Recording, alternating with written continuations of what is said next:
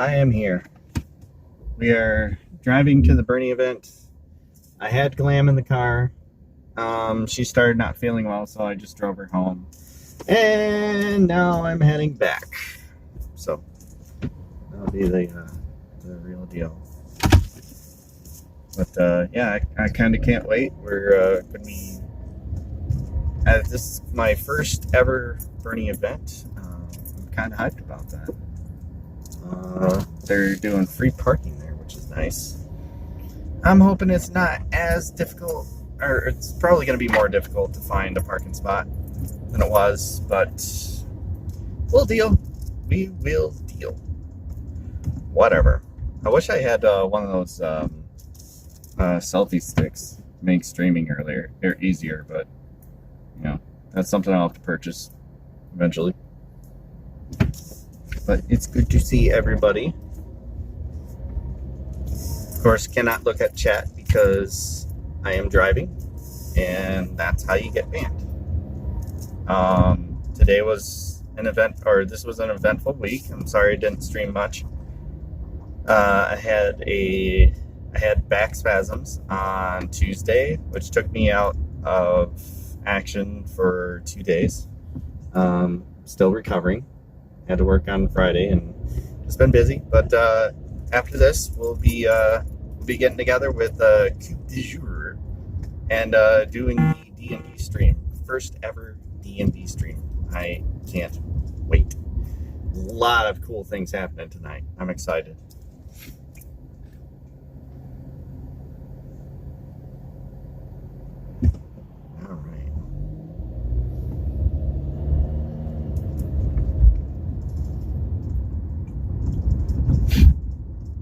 We're taking the back way, so that's the faster way. No lights. No nonsense, no bullshit.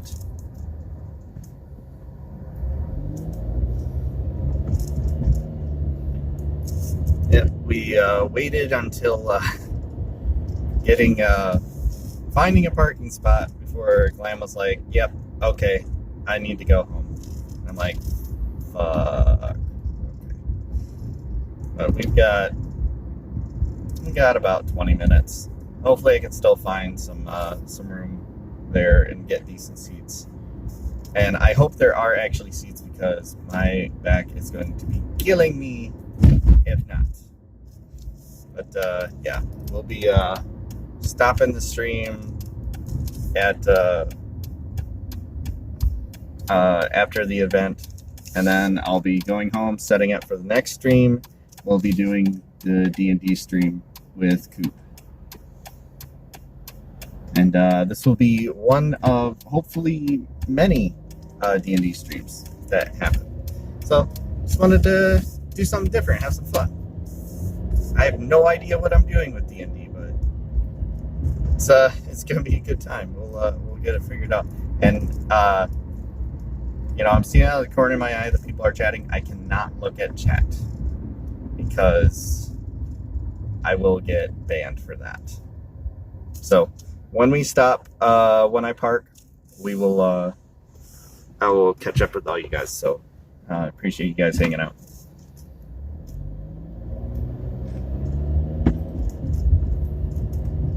But I'm glad this is relatively close. Good old Marc Community College. So yeah, it'd be really cool.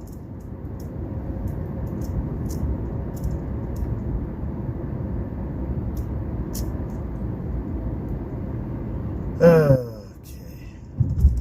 Why is that person just sitting there? Not even turn on. They just didn't have their blinker on. That light was pink. It was a little pink. We're good. We're good. It was yellow. It's about here. Okay. If I get bad seats, I'm blaming Glam for this. I'm sure she's in chat, so she knows. But it's okay. She wasn't feeling well. Alright. Alright. Got the light for the minute.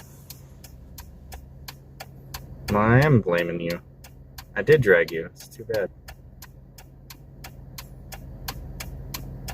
I'm scuffed brain. Good to see you, Levo. Okay. Back at it. Back on the saddle again. I ain't even gonna fucking try to get parking spots up here because I know it's all full. God, I hope Bernie wins Michigan. That would be amazing. He needs it. He deserves it. He's our beautiful baby boy, and he should get all the nice things. So, yeah. I do love that they're doing free parking. I was like, you kind of got to wonder if the cop is like, oh, these damn Bernie supporters getting all their free shit. They want free parking. They want free health care. What the hell? What are we doing? What are we doing? Are you trying? Yes. Are you well in your head? Okay. You silly slut. You think you're going to get a parking spot up there? No. We're late. We're going to get a parking spot way back here. Oh, shit. I'll have to, if I can find a parking spot close by, I'll show you guys that thing. I just saw something really cool. Of course, lots of Bernie stickers, but this one was especially impressive. Okay. Hey, Lord, good to see you. We are going to the Bernie event. Just grab you. And switch you guys over to the portable charger, so my phone does not die. That's a lot of honking. A lot of honking if you're horny. Just gotta put that in there. Okay. Hope you guys enjoy being able to see at my nostrils.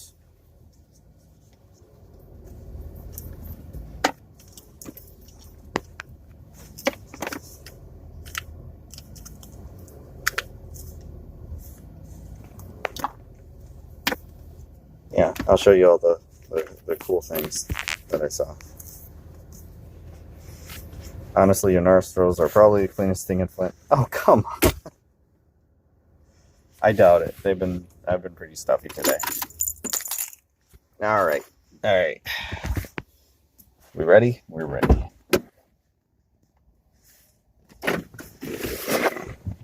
Okay.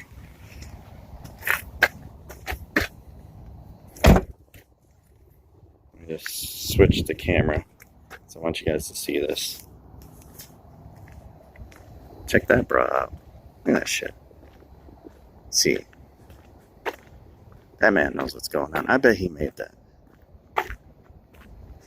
That dude is a smooth pimp. Smooth pimp. Good dude. He broke the damn bill. Goddamn right. Okay, where the fuck am I going?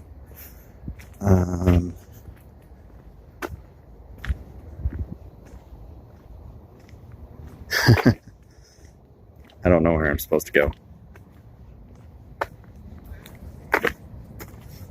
Ooh, Jack's Record Smash. I have buddies that own that place. Let's see here. It's supposed to be at the event center. I don't know if I should just follow everybody or what. I'm supposed to be meeting a friend here, so.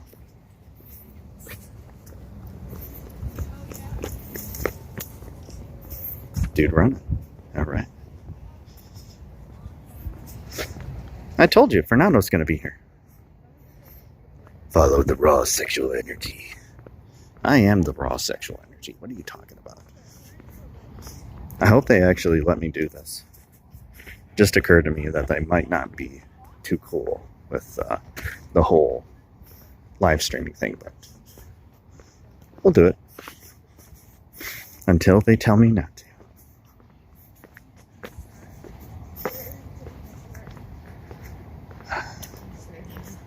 I'm just kind of following the flow of traffic and be sneaky. All right.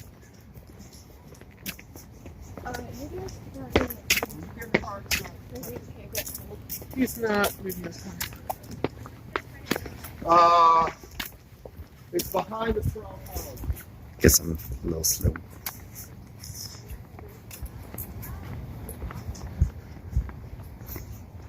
Yep, this is Marc Community College for all you other towners. Ooh, look at that.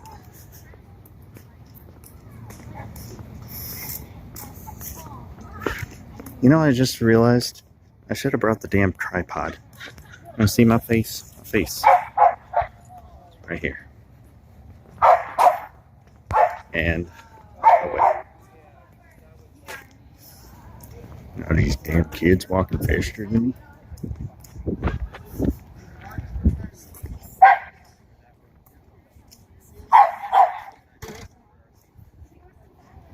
Let's take a look at what we got going on.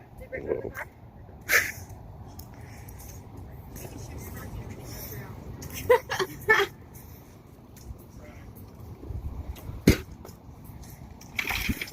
Oh no, I'm sorry. Hi there. Buttons, buttons. Who's got the buttons? Oh, that one's great.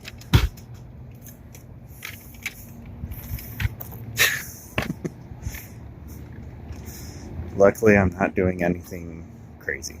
Okay. Let's see here. We'll see if I'm allowed to do this. Just bear with me, guys. Hi there. Hi, how are you? Doing okay? Is it okay if I'm doing a live stream? You're fine. Okay. Yes. You don't need no second. We know who you are. Great. Metal objects. All metal objects? Okay. Just gonna... I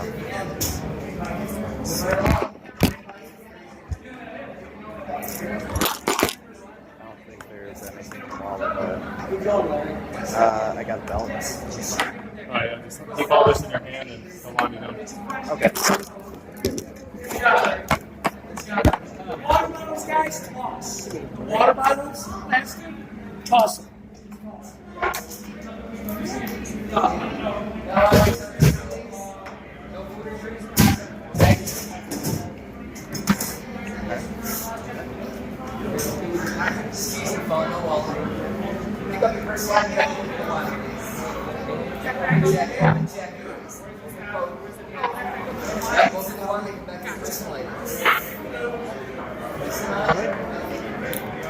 Good.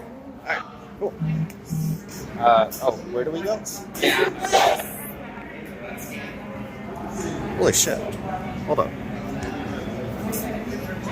It's Cornell West.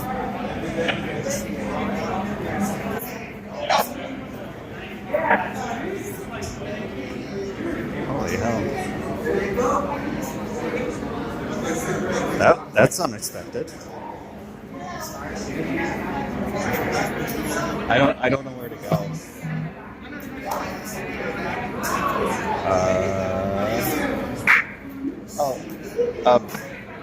Excuse me, where do I go from here?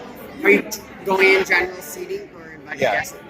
Right through those doors. Okay, thank you. He's busy. Wow.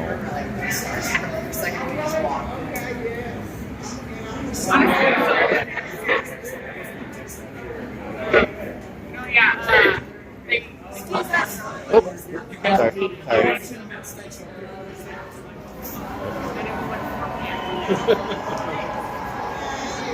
I don't know what's going on.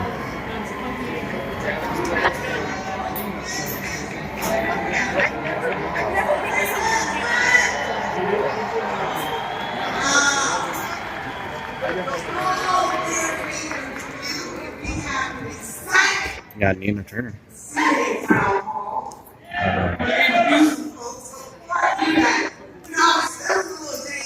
I guess we stand here. And one of the things that he said, and I want us to embrace this, he said, not everything that is faced can be changed, but nothing can be changed until it is faced. Hello, somebody. We have challenges that may seem too hard. We have mountains that may seem too high. But unless we start to surmount those challenges and climb those mountains, we will never know whether or not change can happen. Hello, somebody. So let me introduce to you the director of Flint Rising, Sister Naila Sharif. Yep. It is hot in here. You'd be in hell, love. Hell yes. I wish there was somewhere to sit though.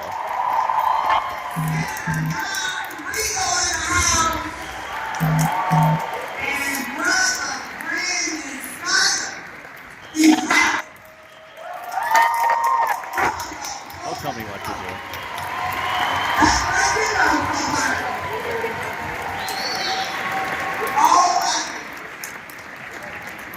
This is a pretty good turnout. Why we are the ones that can surmount those challenges. You see, our mission is so high we can't get over it. And our mission is so low we can't get up it. And our mission is so wide we cannot get around it. In other words, we have to be united. Multiracial, multigender, multi-generational coalition for justice. We are the 21st century freedom fighters. Hello, somebody. We're ready to do this. So I want you to know that in Senator Bernard Sanders, we have, in the words of Dr. Cornel West, who we have here today, a long distance runner for justice.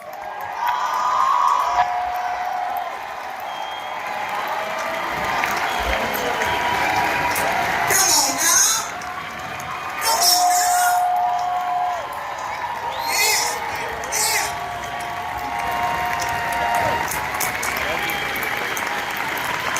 Now we know that our senator has a vision for this country. This is not just about defeating the worst president in modern history. That's one thing. But you need a leader that has a vision. Somebody that is clear about whose side he's on. And Senator Bernie Sanders is crystal clear about whose side he's on. Hello, somebody. And that when we unite, we must unite based on what is good and what is just. And having Medicare for all is good and just. Hello, somebody. Making sure folks have clean water. Hello, Flint, is just. I want to say about Senator Sanders that not only did he come here in 2016 when he was running, he came back in 2017. Hello, somebody.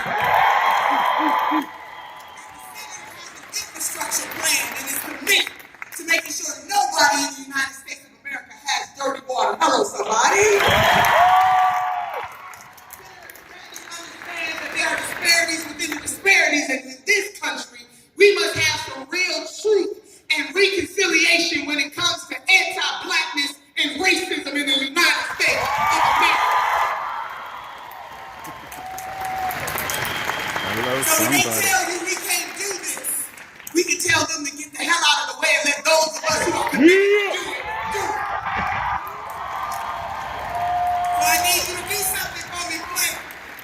I need you to raise one hand for yourself and one hand for somebody else. The great Dr. Maya Angelou once said, have the courage to stand up for yourself and then the courage to stand up for somebody else. And with these hands, we will have Medicare for all. With these hands, we will have college for all. With these hands, we will cancel student debt. With these hands, we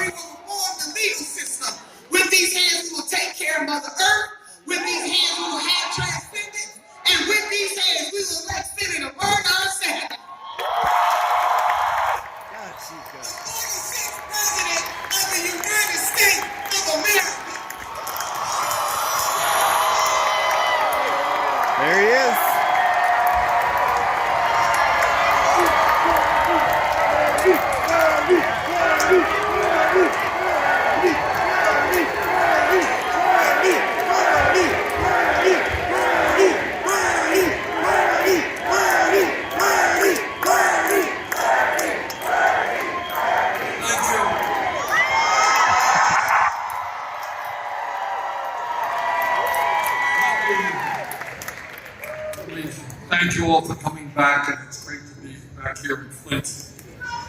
Thank you. And it is always hard to follow people like Cornel West or Nina Turner.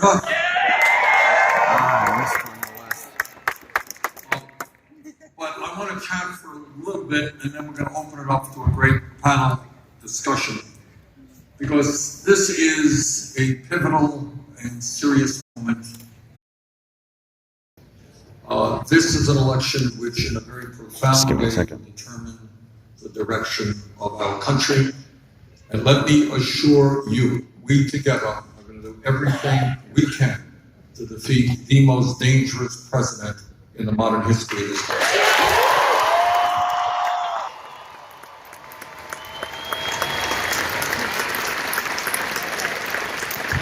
Trump,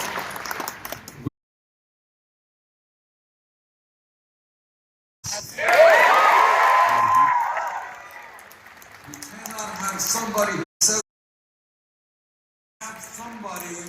who is running a corrupt administration. We cannot have somebody who apparently has never read the Constitution of the United States.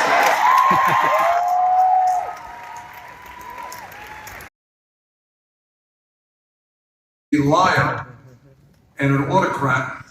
He is a fraud. He is a fraud.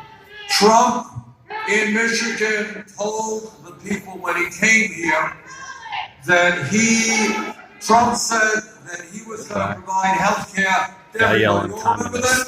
Oh, he believed that everybody had a right to health care. You know what he actually did? He tried to throw 32 million people off of the health care they did have. Trump tried to take away the protections for those many millions of people who have pre-existing conditions. Trump said when he came here to Michigan to campaign in 2016 that his tax plan would not benefit billionaires like himself. He lied. 83% of the benefits of that plan went to the top 1% over 10 years. No problem. The connection holds out. I tried to connect the Wi-Fi, it didn't work. He was not going to cut Medicare and Medicaid and Social Security. He lied. Look at his budget, and his budget calls for massive cuts to Medicaid, Medicare, and Social Security. Now, the issue that is on the minds of millions of people is which candidate can defeat Donald Trump. When we began this race, as you all remember, there were 18 candidates vying for the Democratic nomination. Now we are down to 2.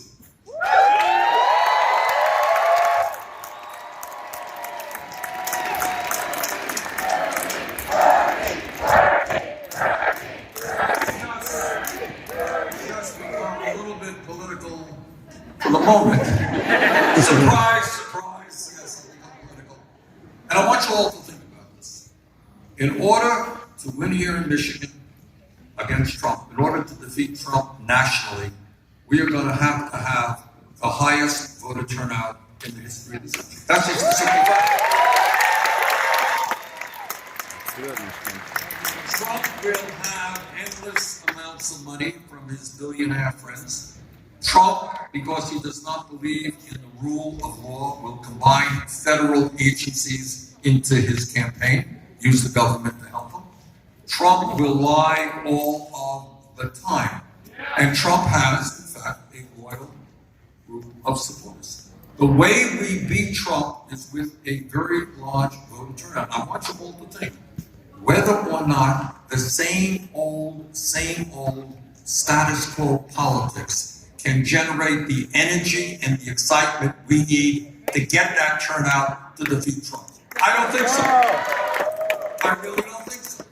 I think what we need to defeat Trump is to speak to working people all over this country and to get them to understand that this president lies all of the time. He is not a friend of working families. He is a friend of the billionaire class. We can do that. What this campaign is about is reaching out to young people. The good news is that the younger generation in America today is the most progressive young generation in the history.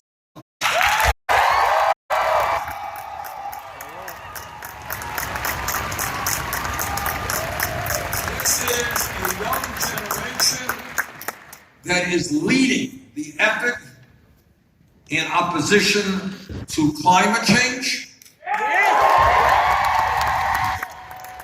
This is a generation that is demanding common sense gun safety legislation.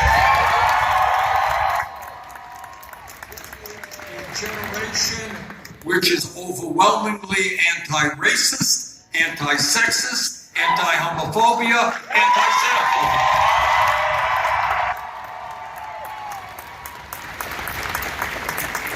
I hope that's a joke photo. Of which we should all be proud. But here's the bad news. This is a generation that does not vote at the level that it should vote. And our job together is to say to young people, if you want to save the planet, if you want to oppose racism and sexism and injustice of all kinds, you got to get involved in the political process. And this is the campaign. This is the campaign of the future. This is the campaign that is opening the doors to young people all across this country. Young people, come on in, we need you.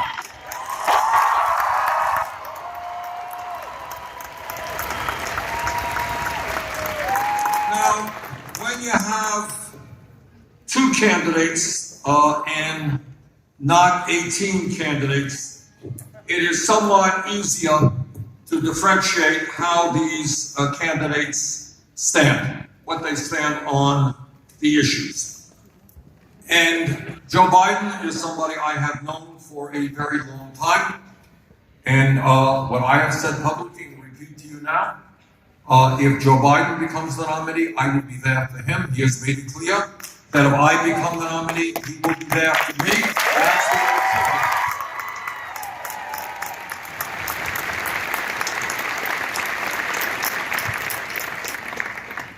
But there are real differences between us. And that's what democracy is about. You don't have to demean people, you don't have to insult people, but the people have a right to know. What are the differences between the candidates? Let me start off with, I think, maybe the most important. The American people are profoundly disgusted that we are seeing billionaires all over this country buying elections. That is why, together, we are going to overturn this disastrous Supreme Court decision on Citizens United.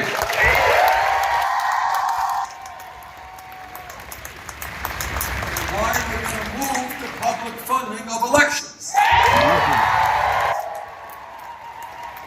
Because we believe that democracy is one person, one vote, not billionaires buying elections. Now, in terms of this campaign, God forbid. it is important to note that Joe Biden has over 60 billionaires who are funding his campaign. Joe Biden has a super PAC. Now, why is that important? It is important because I think people instinctually understand that when you receive large amounts of money from billionaires, you are not, in fact, going to stand up for the needs of working families. And that's just the simple truth. That's why in America, the rich get phenomenally richer, while we have 40 million people living in poverty. It's why real wages have not been raised in this country over the last 45 years. Rich are doing phenomenally well, and they buy elections. Now, I want to tell you what our campaign is doing and how we approach funding of our campaign, and I'm enormously proud of this. We have received more campaign contributions, close to 9 million, from more Americans, some 2 million, than any campaign in the history of the United States of America.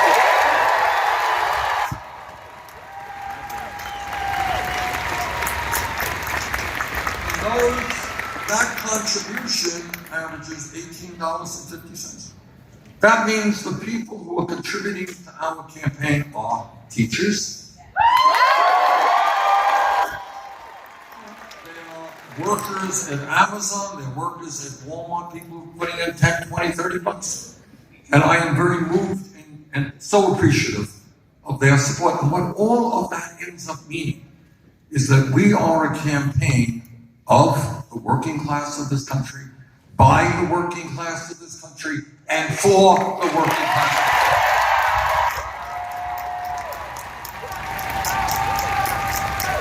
We don't need a super PAC.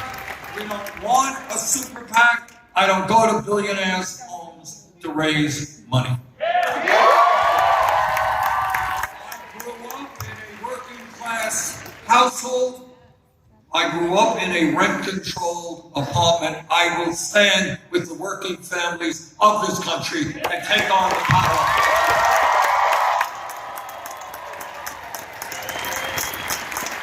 But it's not just how we raise money. It's what, Joe has been in Congress a long time before he was vice president, and I've been in Congress for a long time. What is our voting record? Who was there when the going got tough? Who was there when you had to take a political risk to stand up for justice? You are ready!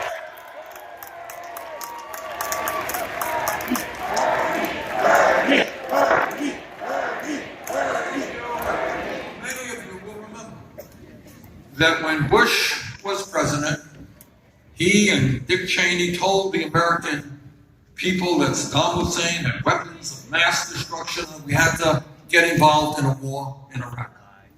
I never believed one word of that.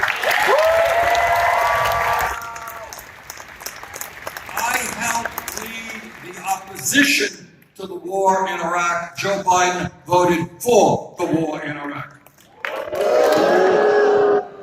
Of particular interest to Michigan and the Midwest are the disastrous trade agreements like NAFTA and PNTR with China, which have cost his state alone, Michigan, 160,000 good-paying jobs. Cost Pennsylvania, 150,000 good-paying jobs. Wisconsin, 100,000 good jobs. America as a whole, well over 4 million good-paying jobs. Now, I heard during that period in the 90s, I heard all of corporate America say you got to vote for these trade agreements. And all of the media say you got to vote for these trade agreements. I stood with the unions, the working families of the country, and I voted against them.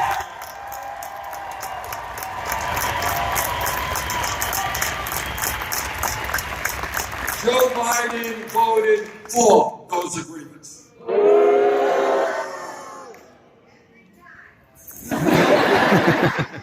I understand every time that there are millions of senior citizens and people with disabilities who cannot now or in the past get by on $12,000, $13,000, $14,000 a year Social Security. You can't do it. Nobody can. Good morning. I helped lead the effort to prevent cuts to Social Security, Medicare, and Medicaid.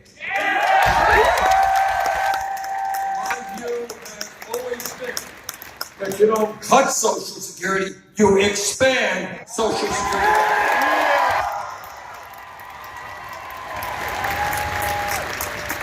Joe Biden was on the floor of the Senate time and time again, talking about the need to cut Social Security.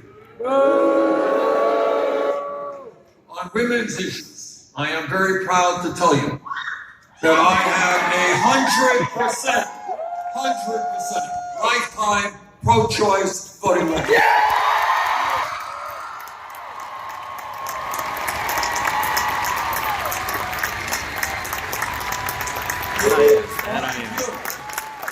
It is my I snuck my way in. forever held view that it is women who must have the right to control their own bodies, not the government.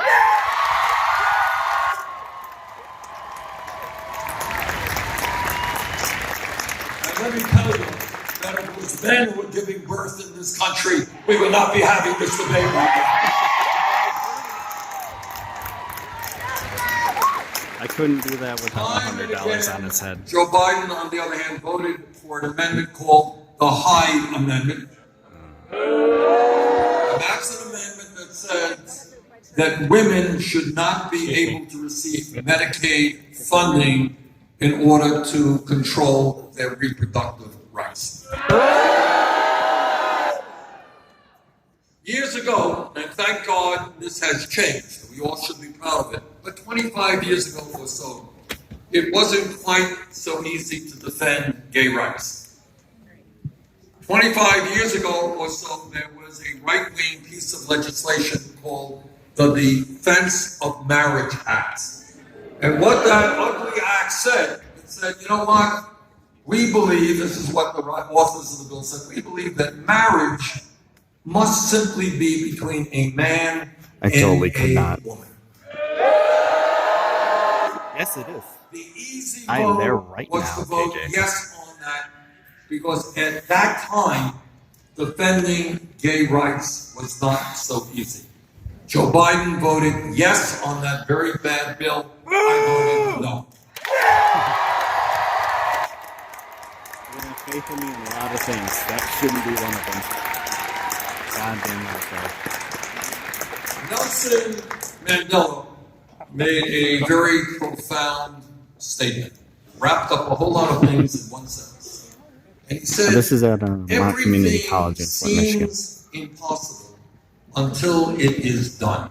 You all know what that means? Everything seems impossible until it is done. What does that mean? What it means is we are told by the Congress, by the corporate establishment, by the media establishment, that we really cannot bring about the kinds of changes that this country needs to bring about for working families. We can't think big. We can't think about the kind of world we want to be living in. So my question is, how does it happen that every other major country on earth guarantees health care to all people as a human right? Don't tell me we can't do that.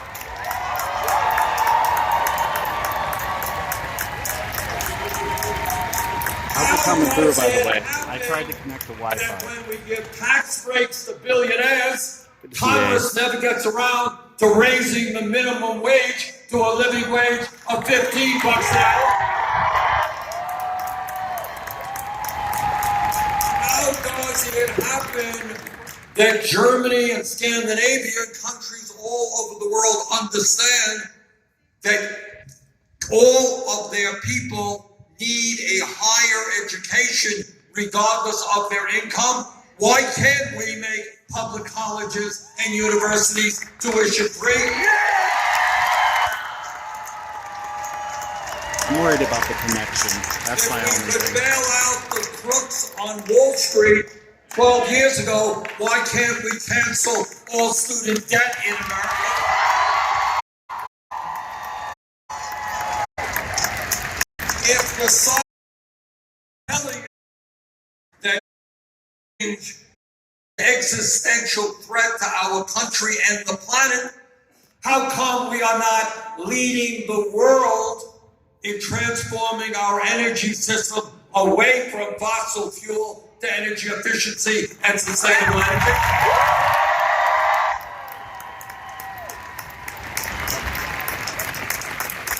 Think big and not small. How does it happen in the richest country on earth that we have more people in jail?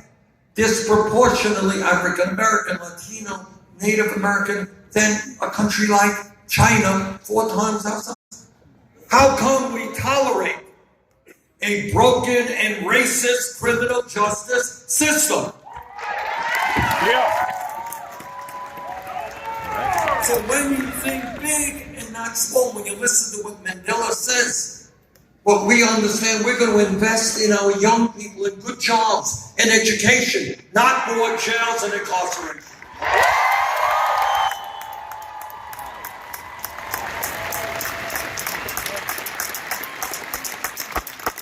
How does it happen when we have a broken immigration system and we're demonizing immigrants? And there are people all over this country living in fear. And that is why we are going to end the demonization of immigrants. We're going to restore the legal rights of 1.8 million young people eligible for DACA. We're going to pass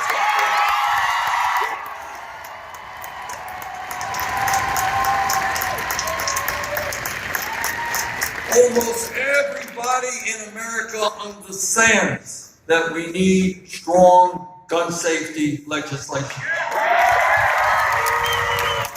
And yet Trump and his friends, the Republican leadership, are intimidated by the NRA. We will not be intimidated by the NRA.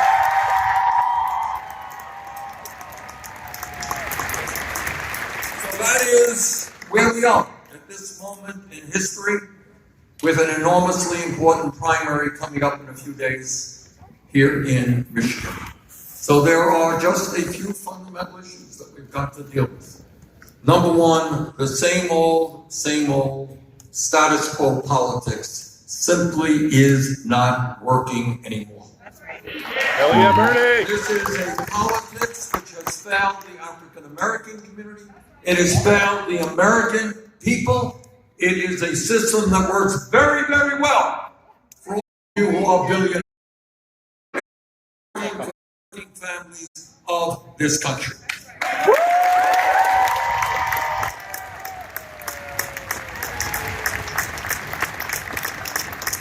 am told over and over again that all of the ideas and others that I talk about, they're radical, they're extreme. Brothers and sisters, these are not radical ideas, they're not extreme ideas. In many cases, they're being done all over the world, and in virtually every case, they're supported by the American people.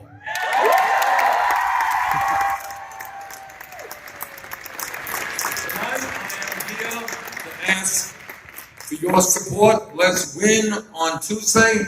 Let us win the nomination. Let us defeat Donald Trump. Come on, Michigan. We got this.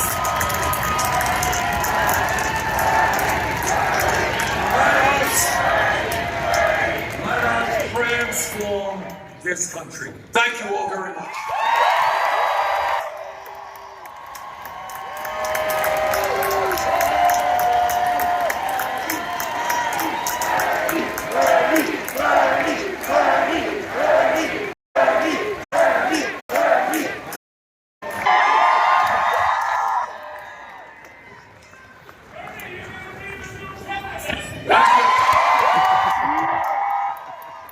I'll invite you to the inauguration. Is just have a very informal discussion with some extremely knowledgeable people. This is very informal. We're going to talk about Let me see if I can find a place to sit. human rights. We're going to talk about civil rights. We're going to talk about the rights of the African American community and what is happening. We're going to talk about where we need to go as a country. So let me just begin by inviting Naria Sharif to make some comments or do whatever she wants to do. Naria? I'll have to do audio on the just a second. I can't stand for very much longer, so just let me sit for a minute and we'll be good. Assalamualaikum. My name is Nair Sharif, and I'm the director of Flint Rising.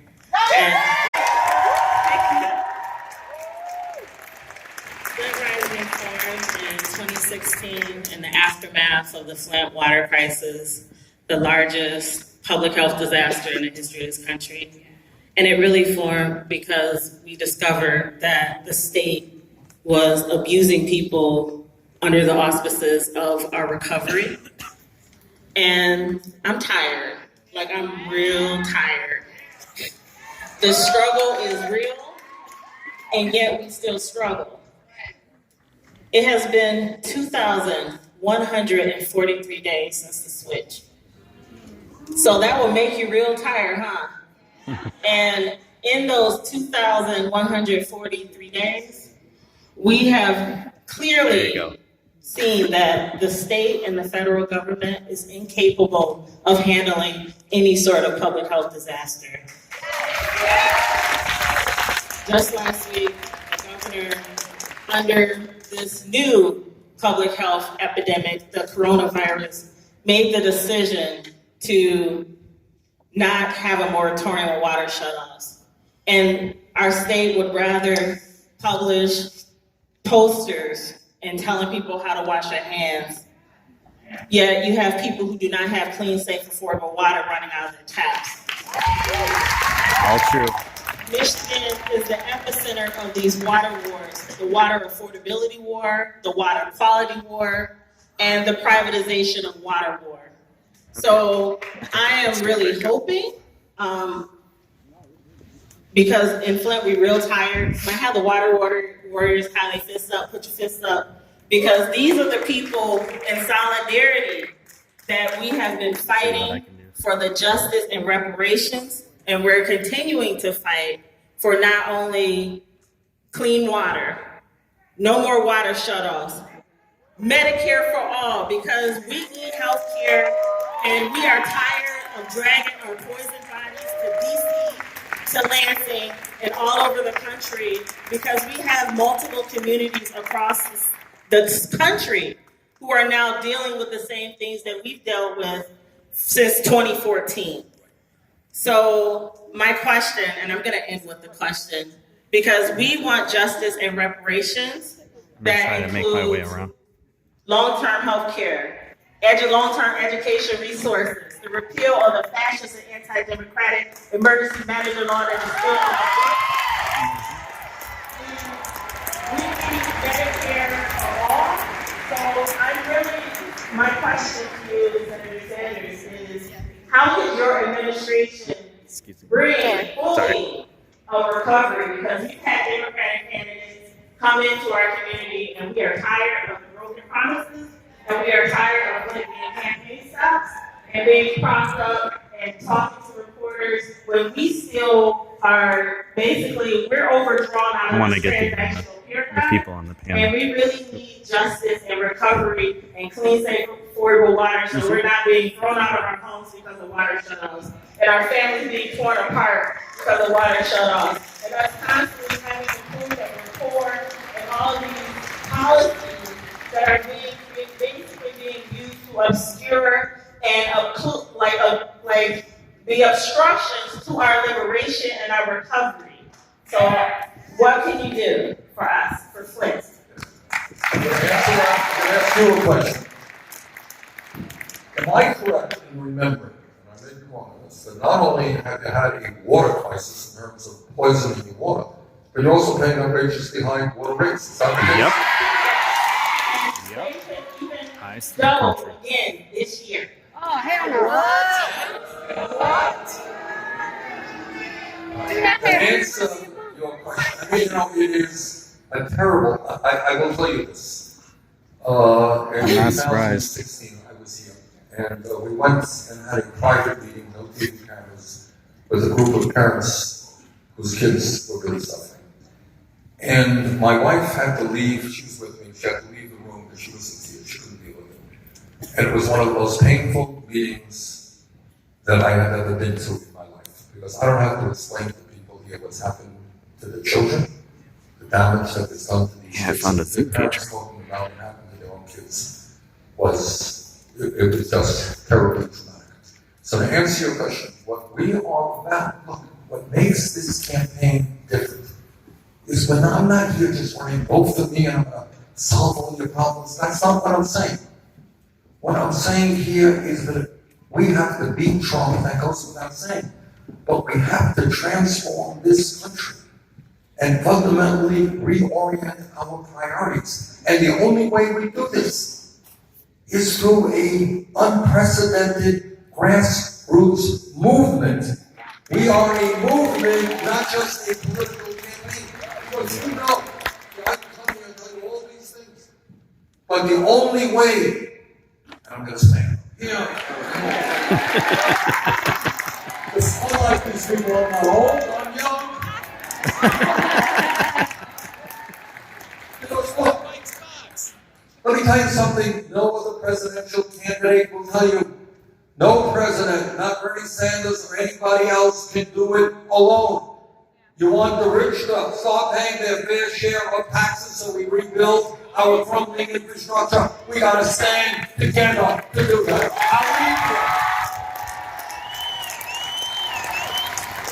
You want to take on the greed of the insurance companies and the drug companies, so we pass Medicare for all? I've been fighting for that for 20 years. And when we stand together, that's what we will do. So here is the point. All right, this is the answer to your question. All right, everything you said, I agree with. I've said it a million times. But what I want to say also, some of you may agree, some of you may not. I'm not going to come here and lie to you. Vote for me, I'm going to take all of these problems. I can't do it. You got to take on Wall Street. You're prepared to take on Wall Street? Yeah. Get him. The healthcare industry last year made $100 billion, charging us the highest prices in the world for our healthcare. You're prepared to work with me to take on the healthcare industry? You're prepared to take on the prison industrial complex? To the question that we work together. And as president, I would be proud to lead that effort, but we're all in this together. All right, let me get to Jennifer M. Addison. Jennifer, your comments, your thoughts. I mean, first of all, can we give it up to the hometown hero for Flint Rising?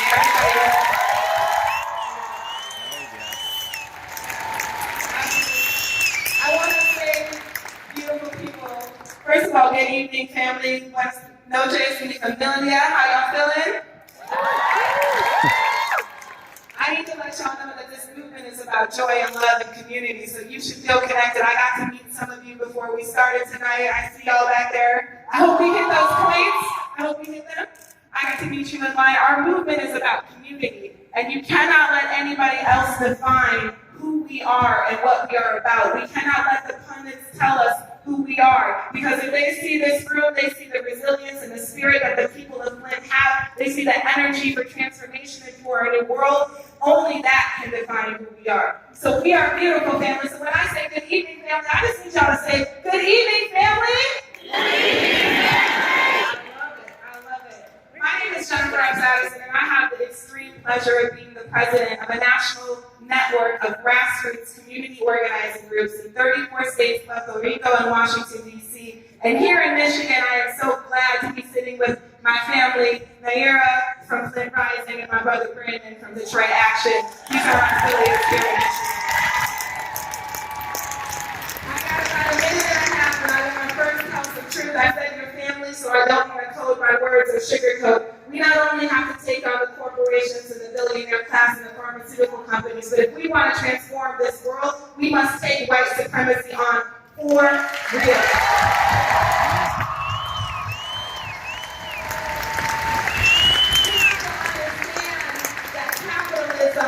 And white supremacy are two sides of the same coin. We have to understand that, I love the spirit of this campaign, not me, us, because Senator Sanders understands that we don't need, and I love my white brother, but we don't need white politicians to tell us as black people what we need for liberation. Our movements have been telling this country what our liberation looks like for generations. We need to have black people. Please understand when they call us radical, that in 1964 at the March for Jobs and Freedom, Dr. Martin Luther King already called for the living wage. He said $2 an hour then, well guess what, that's 17 plus today. So this $15 an hour minimum wage is a compromise, it is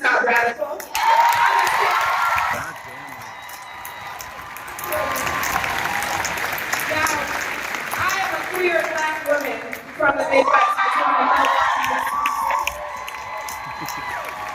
And so I need folks to understand something about the movement traditions that I come from. Of course, I come from a Black movement tradition. That's a tradition that the Black Panthers had a 10-point plan for how we liberate this country. They say we need housing, we need healthcare, we need education, we need food, right? They had that plan already. I know I come from that tradition. The plan is there. But I want you to also know that we in the Midwest come from a beautiful tradition. They tell us that progressivism can't win in the Midwest. Someone needs to inform them that the Midwest is the birthplace of progressivism.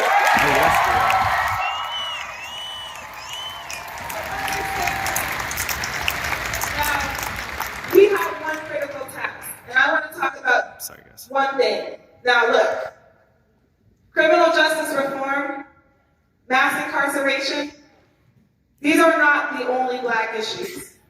But understand that our liberation is inextricably linked to a system that exploits and extracts and profits off of the criminalization of our bodies. And it has been slavery. So I want to talk about it for a second, because this has always been the plan. The system is not broken. It is not failing. It is enacting and doing exactly what it is tasked to do. And there was one pivotal moment in my lifetime. I'm 37 years old. There was one pivotal moment in my lifetime where this country had a debate about whether or not we invest in young people and solutions to incarceration and building communities where we can all thrive, or whether or not we were going to allow people to extract and profit off those same folks. And that was in 1994. There was a bill called the Crime Bill. Some of y'all may have heard of the Crime Bill before, but if you haven't, let me just quick tell you what it did. It put billions of dollars into the incarceration and the building of the mass incarceration machine. It told our schools, we're not giving you money for guidance counselors or nurses, but you know what we will give you? Police in your schools. It armed our local. If you have seen the pictures of Ferguson and you see the tanks going down the street in Ferguson, you know what provided those tanks? The funding in the crime bill. And I gotta tell you something, family. The author of that crime bill, the author of that bill is now asking us as Democrats to make him the Democratic nominee, and I say hell no.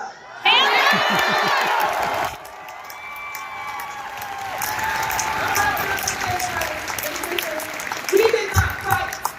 The movement for Black Lives and Black Lives Matter did not change the consciousness of this country to go back to the status quo, to go back to a time where Black people were still not free.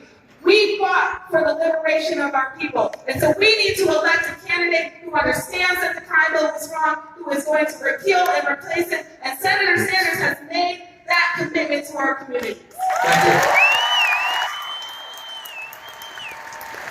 We have talked a lot tonight about healthcare is a human right when it means that so many of our people are uninsured or underinsured.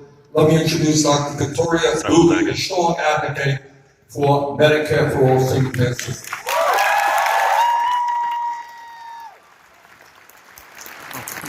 Dr. Martin Luther King said, of all forms of inequality, injustice and health is the most inhuman. The most inhuman. Black people, African American people, have been fighting for the right to not die from illnesses that are too expensive for us to treat since we were free slaves. They freed us, but they didn't give us hospitals. And then when we got hospitals, they were segregated and they were underfunded. So we didn't have the resources that we needed to heal ourselves. So then what happened? When plagues came through our communities and our hospitals were segregated and they were underfunded, what happened? We died. And then they used that as an excuse and justification to say that we died because we were weaker race? No, we died because they killed us. Fast forward to today.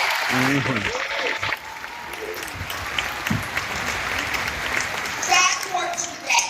With every effort that we made in this nation to ensure more people, whether it be through Medicaid or Medicare or the Affordable Care Act, every single time there is still a disproportionate amount of poor people of all colors, Black and brown people who are left behind, who are left uninsured. After the Affordable Care Act, the Black people are still twice as likely to be on white people. And let's not talk about underinsurance. Do you have health insurance to give a $5,000 deductible when you make $9 an hour? I think not. So every effort we make to insure more people, we are still left behind. Call me a conspiracy theorist, but I don't think that is a coincidence.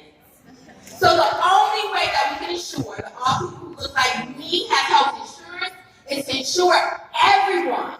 Because if everyone is included, nobody who looks like me can be excluded. And that's the way it should be.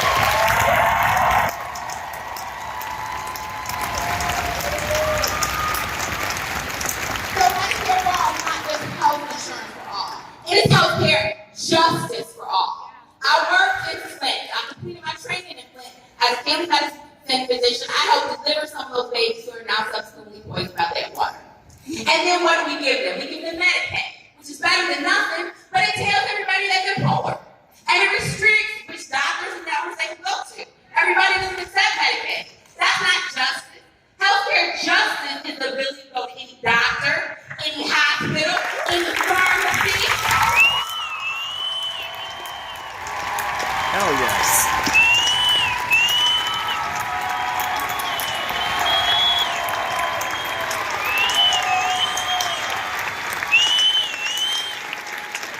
Healthcare justice gives you the choice to go where you want and get the care you need, and without anybody knowing that you are poor or low income because of the words on your insurance card. God damn it. Now, when you look at some of the information like the horrible black maternal infant mortality rate, how black women are 3+ more likely to die during childbirth, what are some of the reasons that contribute to that? It is because we are under and uninsured. And so what are some politicians' answers to this? Well, they say, well, hey, let's give people Medicaid for an extra year. That's insufficient. We need health insurance our whole life, not just when we're pregnant and the year that we're after we're pregnant. So here comes Senator Bernie Sanders, and he says that Black Lives Matter so much to him. He is the only candidate who believes that we all deserve health insurance our whole damn life.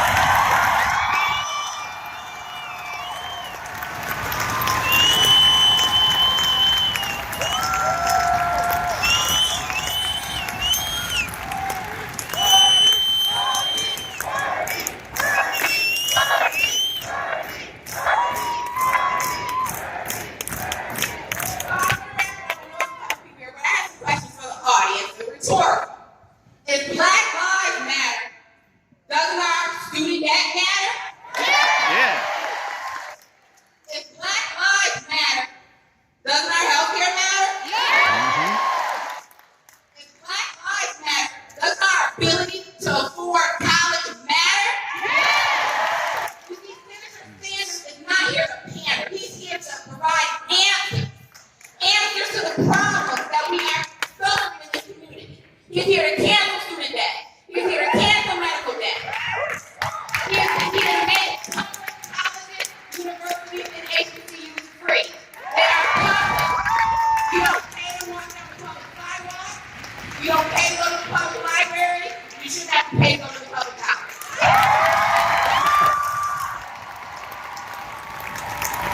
She was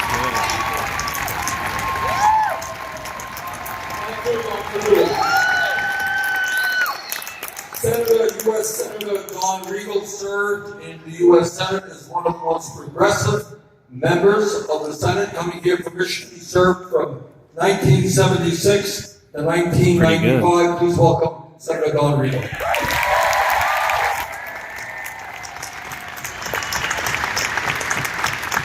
I'm one of the few people here that sound older than Senator Sanders. So I want you to know we're counting on the young guys like you to beat us ahead. Do it. This group of people, I was so honored to represent Flint for 28 years, 10 years in the House and 18 years in the Senate. And this is a community, this is a special community, and I want to just cite one fact as proof of that. In terms of how we're really one family. We talk about that. This community, more than any other, you'll probably visit in the whole country, represents it. Here's the proof point. Back many years ago, this city of Flint elected an African-American mayor, Floyd McCree. He was the first mayor, African-American mayor, elected in a major American city, in a city that at that time was majority white. So we've crossed lots of barriers over a period of time because we care about each other here. And basketball team like the Flintstones are named for this community because the 5 players from this community at Michigan State University went out and won that national championship. But this is who is here in this room. And you can look around and you will not find a more diverse, together community of people who care about each other and who come out of the history of this community in terms of establishing union rights with the sit-down strikes for the UAW workers. We had the union families there. We had the union family members there. What the union said for us, the union brought us health care, brought us pensions, until the strip mining came along with the bad trade deals. It took all of our jobs to other countries. You know, Bernie stood up against those trade deals, and so did I. I led the fight against NAFTA in the Senate. Started with one figure you have in your mind. Our net trade deficit. This represents jobs, not just dollars. Since NAFTA started, in the favor of Mexico and against the United States, is now $1.2 trillion. Now, if you think about what that amount of money leaving our country does in terms of strip mining, cities like ours here in Flint, Genesee County, and across Michigan, it's tens of thousands of jobs. It's hundreds of thousands of jobs. Not just the union jobs we're making the cars, but it's all the other related jobs to it. So votes matter when they're cast. He was with us against NAFTA. He's the only candidate left in this race who was with us against NAFTA. That counts for something.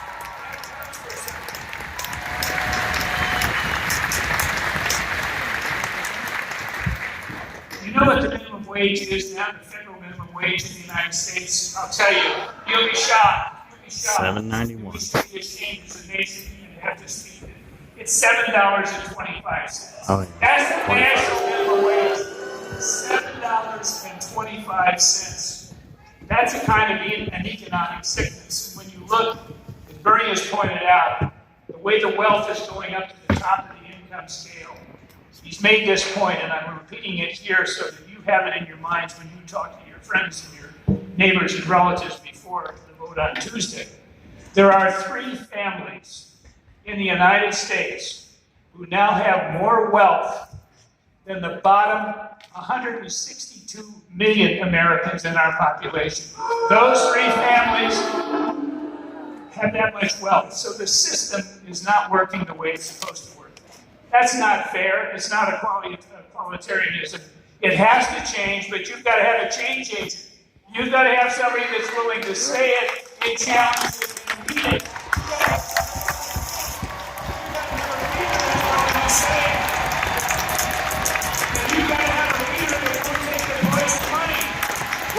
Sewer money from the big money tax. He won't take it. He won't take it because he knows it's wrong, but he's the only candidate that won't take it. And what has happened, he's proven that you can actually publicly finance an honest-to-God, fair people's campaign because the people will finance you if you're on their side.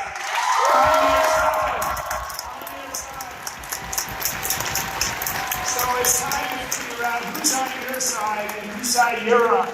And here's somebody who's on our side here in Flint. Now, Bernie often says, and I believe it because I've seen it in his votes and I've seen it in his conduct, he's fighting for economic, social, racial, and environmental justice. And these are all things that need major fight. And we're talking and focused here tonight specifically on racial justice. The racial justice part And everybody's spoken so beautifully about how it's affected the healthcare system all through our government. But if we get him elected, and we need to get him elected, and he puts a cabinet together around that cabinet table, I know and we know that we need to have that cabinet look like this room of people. I want to see that. I want to see all these racial groups, and I want to see all these ethnic groups around that table and bringing the truth around that cabinet table and get rid of those people that are there today who are working against the common good of the country. And we see it all the time. So, in terms of mass incarceration, we know the damage it's done, and you've spoken so powerfully as to what it's done. We know how many young blacks and brown people and others have gone because of convictions on marijuana or drug charges or what have you. It was like stop and frisk in another form. We just got rid of the stop and frisk guy. He's out.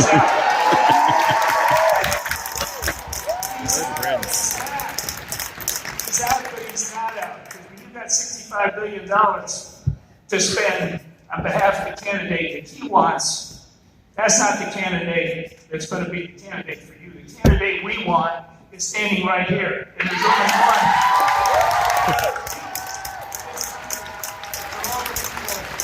$18 on average to the campaign.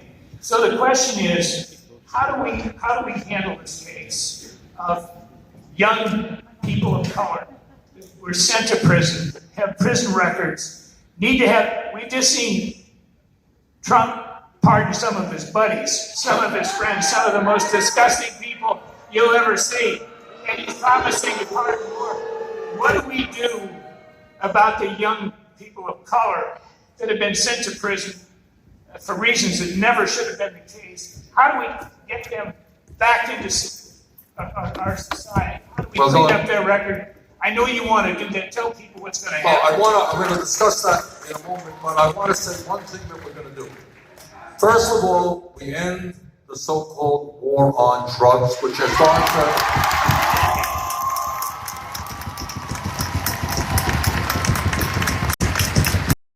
all other things you need legislation. Turns out you can legalize marijuana in every state in this country through executive order. That's why we expand to expunge the records of those who are arrested for possession. And hearing from people all over this country, people are saying, Bernie, that's great, you want to legalize marijuana, that's going to happen. But we don't want the entire marijuana industry to be controlled by a handful of large corporations. So what we have proposed is to invest in those communities who have been hardest hit, the African American community, Latino, Native American communities, help them start businesses to create jobs. That's new. That's a new one right there. How about that? Let me now go to Brandon Snyder, who's the director of Detroit Action. Brandon. All right, so what up, though, Flint? Y'all are from Flint. Y'all know the response to that. What up, though? What up, though? So, my name is Brandon Snyder. I'm the director of Detroit Action. We're a community-based, grassroots, member-led organization building the political power for working-class Black and brown folks in Michigan. Oh, damn. Thanks for the raid, Dr. Bourne. So our fights are similar to those of Senator Sanders. We fight for good jobs, good neighborhoods, good schools, welcome, and ending mass incarceration that we see in our cities and we see in our country. Yep, it's IRL. So, like many folks, I grew up in the city of Detroit. I grew up in a working class neighborhood where my grandparents moved to Michigan back in the late 30s and back in the 40s from Georgia and Alabama to escape white terror in the South. Thanks for the follow. Just like a lot of folks in this room, moved up from the South, moved up for the promise of good jobs, moved up for the promise of jobs in the factory where you can live the quote-unquote American dream and take care of a family by working an honest day's work for 100 days pay. And my Oh, parents, the thing that you missed, you said that me and he my was family actually worked on the lines in not just going Detroit. Worked to at the expunge big records three. for My marijuana dad convictions, is a but do security guard. My investment mother is a into janitor. And then when creating growing up in the marijuana late businesses 80s in and 90s, in the affected neighborhoods that I lived in, we communities. saw families and we saw houses that where people were able to live and take care of their children. But the Detroit I grew up in now, the Detroit I grew up in, that children younger than me grew up in now, No problem is at all. devastated. Devastated by blight. Devastated by the foreclosure crisis, where Detroiters were overassessed $600 million. Devastated by a lack of access to quality health care. Devastated to closing schools done by emergency management, by austerity, by crumbling infrastructure, and by billionaires like Dan Gilbert, like Mike Ilitch, who come in and try to decide and make decisions on what our politics looks like while buying up all the downtown. And that ain't right.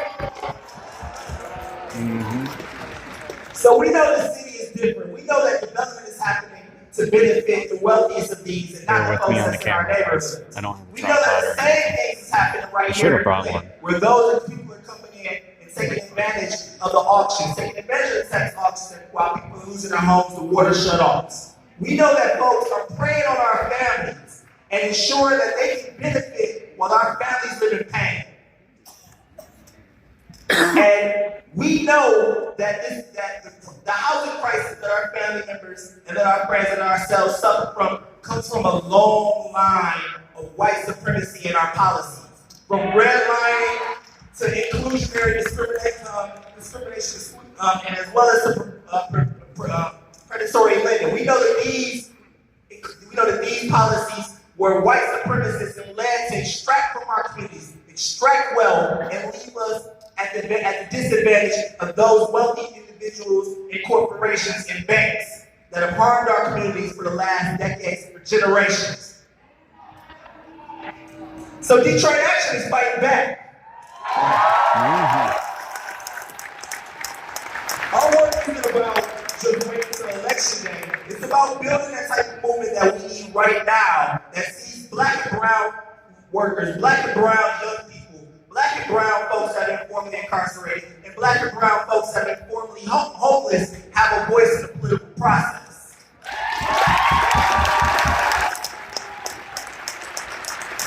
We know we have candidates like Vice President Biden that have not supported development in our neighborhood. They have not supported the type of resources and materials that we needed. Vice President Biden does not support the housing guarantee. Instead, what he's done is invest through the 94 crime bill in mass incarceration in our communities that's extracted our family members and friends and taken from our neighborhoods and placed families in disarray and havoc. We know that we need somebody that will fight for big change, for real change. I think I'm going to wait till after work. Start with our members and with our families here in the city of Flint, here in the state of Michigan, right now, right today. I have the easy path, though.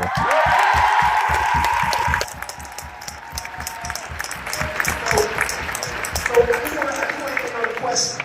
So, Senator Sanders, so how does your housing justice plan, correct the generations of white supremacist policy that we've seen in our housing, that's caused devastation in our families?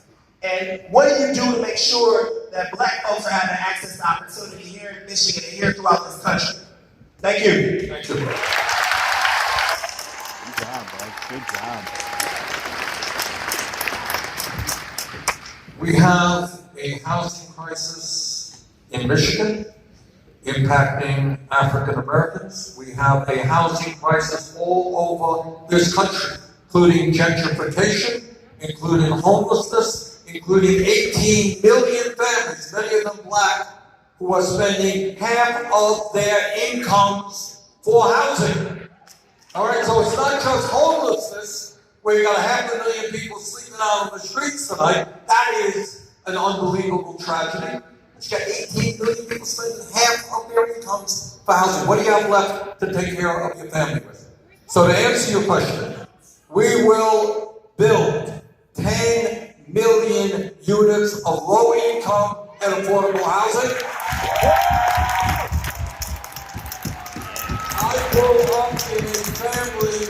that live in a rent-controlled apartment.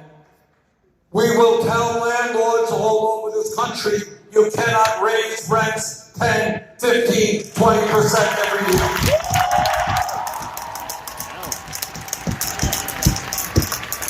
What I want to do now, I want to ask my friend Dr. West. You all know Dr. West.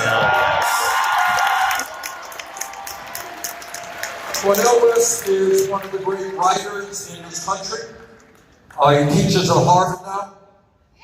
And he is also the author of a book, a very profound book, on Dr. Martin Luther King Jr. called was it Radical King? Was that was the name of it? Yeah. And what I want to do is, this is what I want to ask Dr. West. Dr. West, there was a headline in today's Detroit news. And the headline said, Biden sees advantage with Michigan black voters. Okay? And the headline talks about how there's polling that suggests that Biden will do well with black voters in Michigan, in fact, all over the country. I want to ask you this question. In terms, and we heard a lot of this discussion this evening right now, in terms of what's going on with the African American community, where the wealth gap between whites and blacks is 10 to 1, where unbelievably, I mean, it really is unbelievable that in the wealthiest country in the world, 1/3 of African American kids are living in poverty, where we have a life expectancy for African Americans that's 3.5 years lower than for white families, where we have a situation where black workers today are making about 76 cents on the dollar compared to men, and for women that number is substantially lower, where, as Dr. Dooley was talking about, we have 4 million African Americans who are uninsured entirely, and even more underinsured, where black women are 3.5 times more likely to die from pregnancy than white women, where we have home ownership gap between black Americans and white Americans today is wider than it was in 1900, where we have an education system. Just go to Detroit. You got school buildings that are crumbling. You got teachers that are leaving. You got young African Americans leaving school very deeply in debt, and others cannot afford to get a higher education. Now, my question to you is Dr. West, is do you think that the same old status quo politics, the politics that depends on billionaire campaign funding, the politics that get support from Wall Street and the insurance companies and the drug companies and the fossil fuel industry, which, by the way, is also polluting and destroying black neighborhoods, giving kids aspirin at outrageously high rates. All right? Dr. West, do you think, given the reality of the condition of the African American community right now, that supporting a status quo, same old type of politician is going to address these issues? Appreciate that question.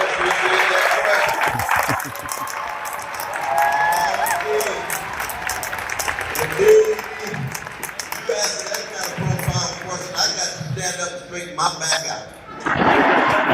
So the Marc would say anytime, every day, people straighten their backs up, you're going somewhere, the folk can't ride your back unless it's bent. I'm not allowing nobody to ride my back. Not at all. But I love you too.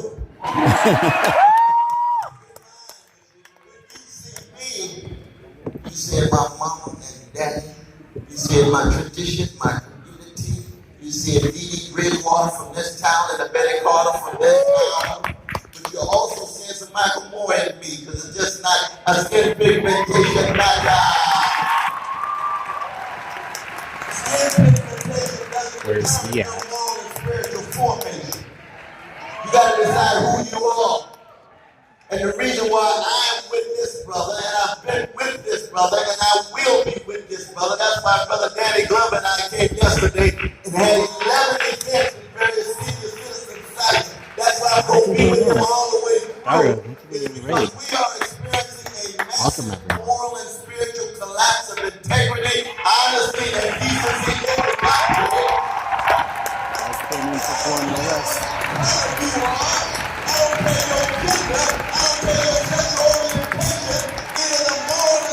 It's on the cell phone. I'm doing what I can.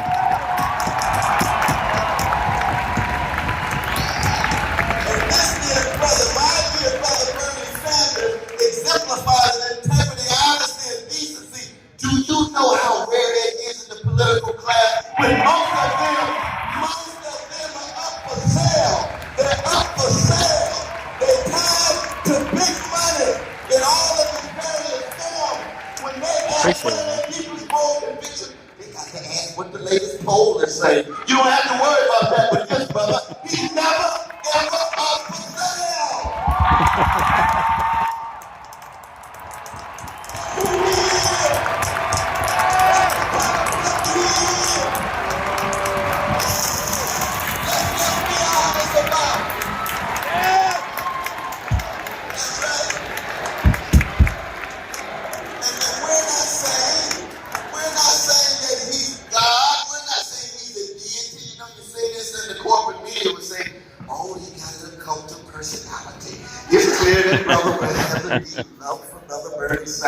Yes, the love is real, but it's brother to brother. We here to be able to keep him accountable as he provides leadership and vision in a moment in which we're about to lose American democracy. Oh, yes.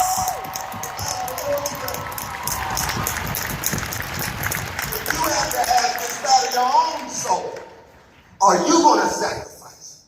Or are you going to turn things around on Tuesday?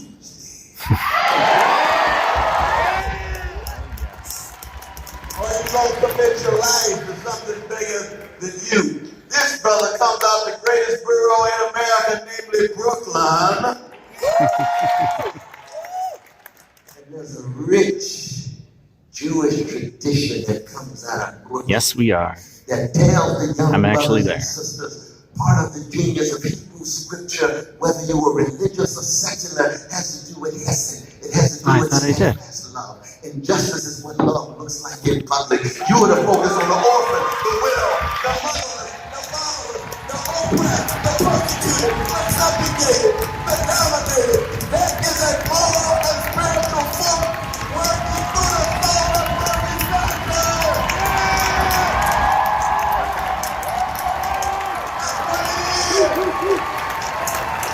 There we go.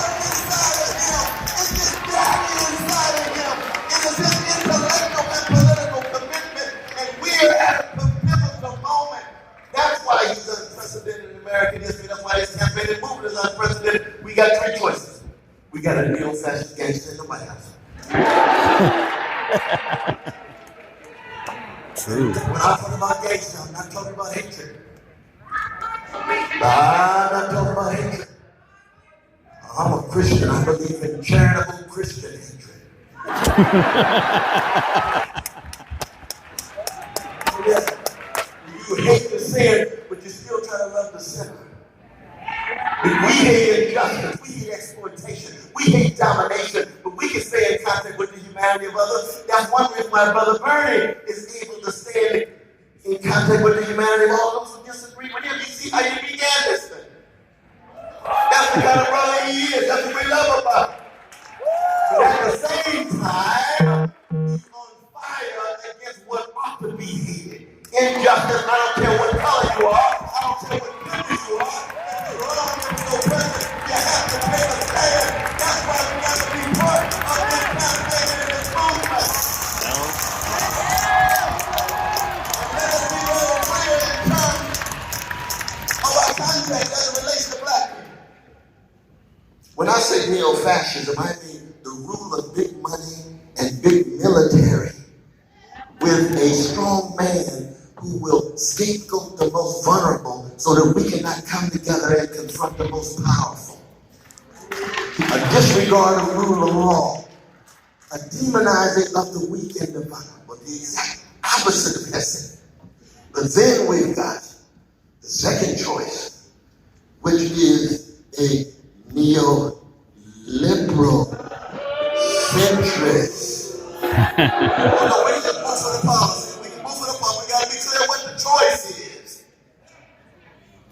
Because the neoliberal centrist is still tied to big money. That's the billionaires that's tied to the problem. It's still tied to big military. That's why he can support the invasion and occupation of Iraq and not just support it, brag about it. Martin Luther King Jr. said militarism, materialism, racism, and poverty, they gonna suck the very juice out of democracy. So this is a global, this is international affair. Because a baby in Ethiopia, in Guatemala, a baby in Argentina, a baby in Flint, a baby in Tel Aviv, a baby in Gaza, a baby in Chile, and a baby in Mississippi have exactly the same value, exactly the same significance. That's what he represents at the heart of who he is. You're a neoliberal centrist. You can lip sing fairly well some of the progressive things every 4 years. But like Millie Vanilli, we want the real thing. Bernie Sanders is the real thing. We want the real thing. Ain't that true, Sister? We want the real thing. We're not degrading him as a human being. We're talking about the qualitative break because the neo-fascists now in the White House and the liberal who all of a sudden now is coming back to life. Back to life. With my own black people. Oh, I'm so disappointed. Oh, I'm so upset. I think about the legacy of Frederick Douglass and Ida B. Wells Barnett. I think about the legacy of Martin Luther King Jr. I think about the legacy of Ella Baker. I think about the legacy of A. Philip Randolph. They always said, focus on the least of these. What are you doing for the poor and working classes? There's no other campaign that represents that better than Bernie Sanders.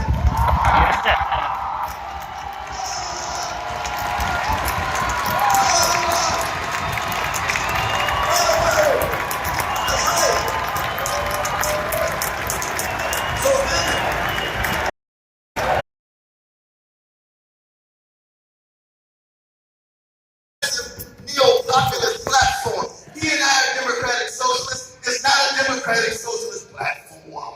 It's building on FDR. It's building on Martin Luther King Jr., who also was democratic. But it's not running on that. So all the lies about socialism and communism keep track of the moral and spiritual spirit and fire of what Bernie is doing. Don't get caught in the ism. We're talking about the presidents of poor and working people. But my last point is this. It comes to the chocolate side of the country. Oh yeah, oh yeah. Oh, I gotta eat love from my black people. I wouldn't be standing here without black love. Like my mom and my dad. Oh boy. Shalom Baptist Church, where you cook. I've been eating my Maze. I said, what is happening? That first black leadership itself has become so open to just money and status rather than bearing witness to a justice that makes him over against the status quo. Black people historically have always been the most progressive community in the history of this nation. 44 years of 100 years of neo-slavery called Jim Crow. We've been on the cutting edge. But since the 1940s, 40 years ago, all of a sudden we got a wave of black middle class folk who think that somehow their access to opportunities is the measure of black progress rather than Precious, Shaniqua, and Jamal on the corner. So they didn't really zero in on the mass incarceration regime. They don't talk about the decrepit school systems in the hood. They don't talk about inadequate housing. They don't talk about not enough jobs with a living wage. They don't talk about the need for Medicare for everybody. That's so disproportionate. Black people and brown people and red people. What has happened to our black leadership? Some of them just sold out.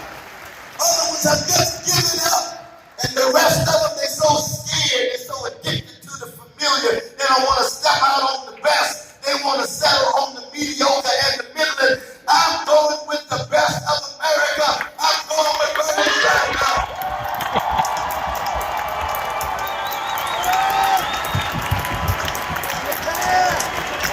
that fire in the chat, guys.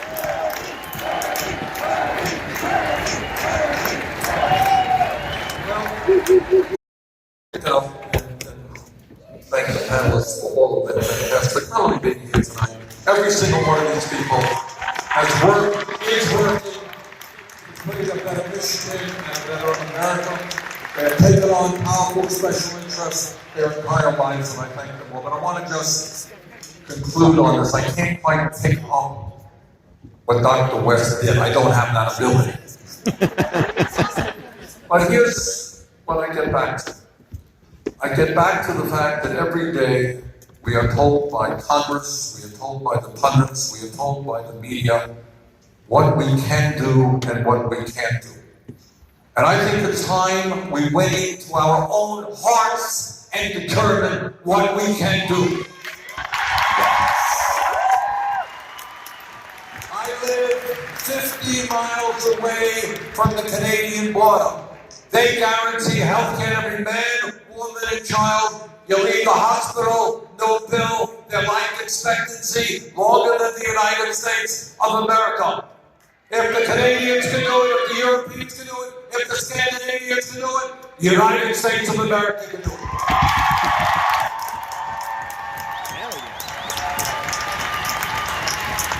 Don Rigo mentioned the outrage, the immorality of 3 people in America owning more wealth than about half of our country.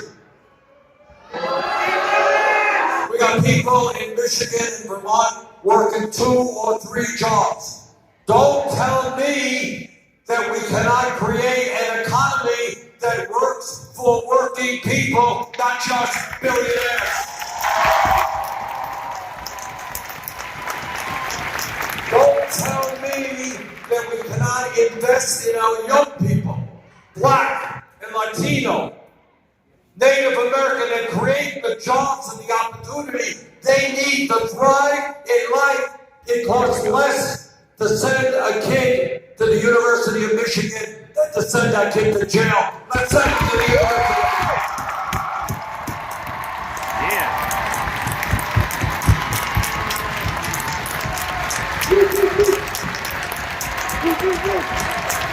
Get that burning fire in chat, guys. Billions and billions of dollars building nuclear weapons of every kind of advanced weapon system. We got schools in Detroit, in Michigan, and in Vermont that are crumbling. How about investing in our kids, in our schools, not just in weapons systems? Yeah. What this campaign is about. I'm not quite as articulate as Dr. West, but what this campaign is about is understanding a few basic things. If we are prepared to imagine a different future, we can bring about that future. If we think that we have to continue working for slave wages, you're going to continue working for slave wages. If you think you don't deserve health care as a right, you're never going to get health care as a right. If you think that climate change and the destruction of the planet is inevitable and that there's nothing we can do about it, that's exactly what will happen. Now, at the end of the day, and I know a little bit about this, Don Riegel knows about it, we all know about it. The 1% is very, very powerful. I deal with them in the Senate every damn day. I deal with their people who they elect, and I deal with people who say, oh, we can't raise the minimum wage. We can give tax breaks to billionaires. We can't build affordable housing. We can put billions into the fossil fuel industry. We can't deal with homelessness and do the issues that we have to because we don't have the money, they say. So what we have got to do is understand that at the end of the day, the 1%, they're very powerful, you know, buts, ifs and buts about it. They have endless amounts of it. You saw with Bloomberg, this is a perfect example. Guy said, hey, what? I'd like to be president of the United States. Well, a lot of people would like to be president of the United States, but he proceeded to try to buy the election. Spent $500 million. And by the way, that's just a fraction. That's a tiny fraction of his wealth. Doesn't matter. What's $500 million when you're worth $60 billion? And it's not just Bloomberg, it's other people who put money into people's campaigns. All right? What our understanding must be is that the 1% is very, very powerful. They control the economy. They control, to a large degree, our political system. They own the media. That's the facts. But at the end of the day, the 1% is 1%.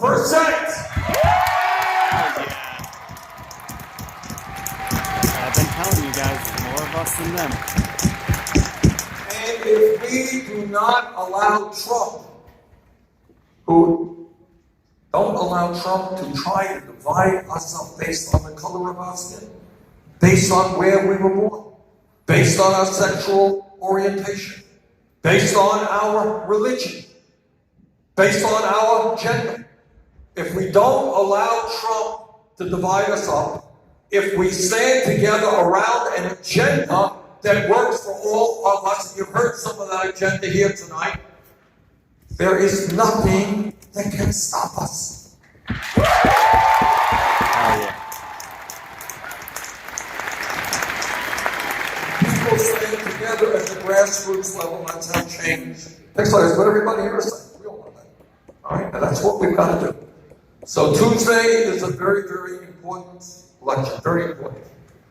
I'm here to ask your support. I'm asking your help to win the Democratic nomination. You got it. And together, I'm asking your help to defeat the most dangerous president in the modern history of this country. Thank you all very much.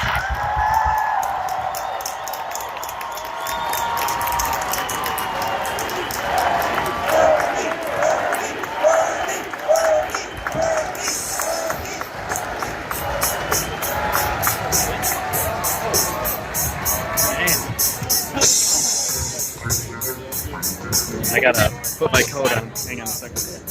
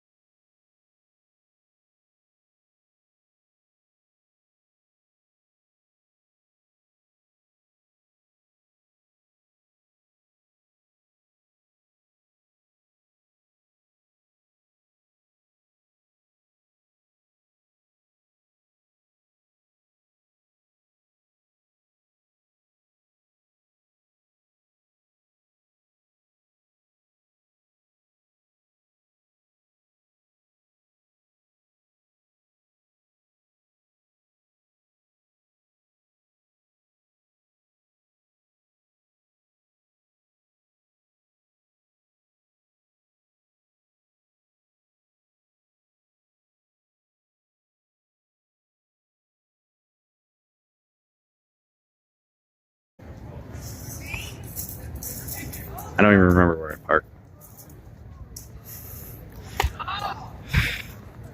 That is a shame. I mean, hey, if he wins the nom, he'll burn, bud.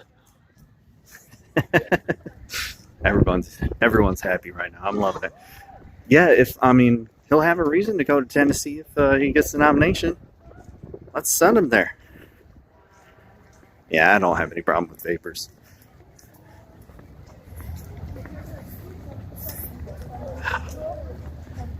God, that was fucking cool. Gotta get them clouds, brah. We all have our thing. We all have our thing. Apparently mine right now is muscle relaxers and back stretches.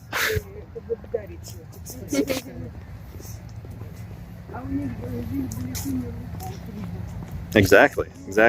Glam used to do, she used to smoke cigarettes and she quit.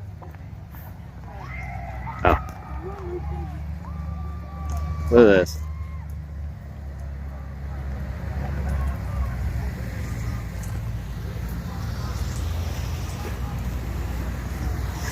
Jesus.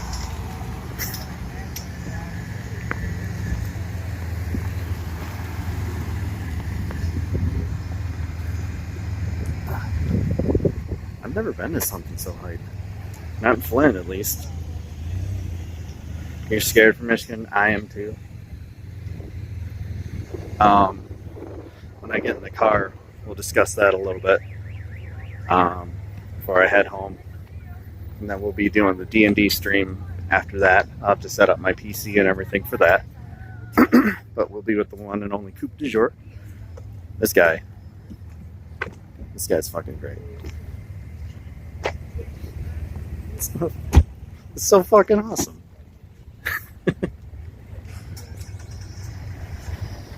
Like, I wish I was that enterprising to pull off something like that. He squeaked it out in Michigan in 16. We need a better than a squeak. He needs to get all the delegates. At least as many as he can. This Tuesday. Oh, yeah. And it didn't go Hillary because you know, what have I told you guys? What have I told you? What is Trump able to do against both Hillary and Joe Biden? Flank from the left on trade. It doesn't have to be true. It never has to be true, guys. So I keep telling everybody, it doesn't matter that you say that what Trump is saying is true. It doesn't matter. Because you have to say, well, yeah, but you've already lost. Let me just take my phone case off. All right. Set up on my holder. Damn. From us superficially, but also a lot of primary burners stayed home. Yeah. Because they didn't feel like there was a difference. That's the other thing I keep saying. You have to give people a reason to vote. If you tell them, I'm just better than the other guy, and you don't explain how, you don't give anyone any reason to do any of that shit, no one's gonna fucking show up for you. What do you think they're gonna show up for? What difference does it make? The only thing that I will point out that is something that still bothers me. There was a lot of different people, okay? Which is awesome. But it was very lacking in the very extensive black community that we had in Flint. It's got me a little concerned, but we're gonna keep pushing anyways. You know? You don't give them someone they fall in love with. Yes, true.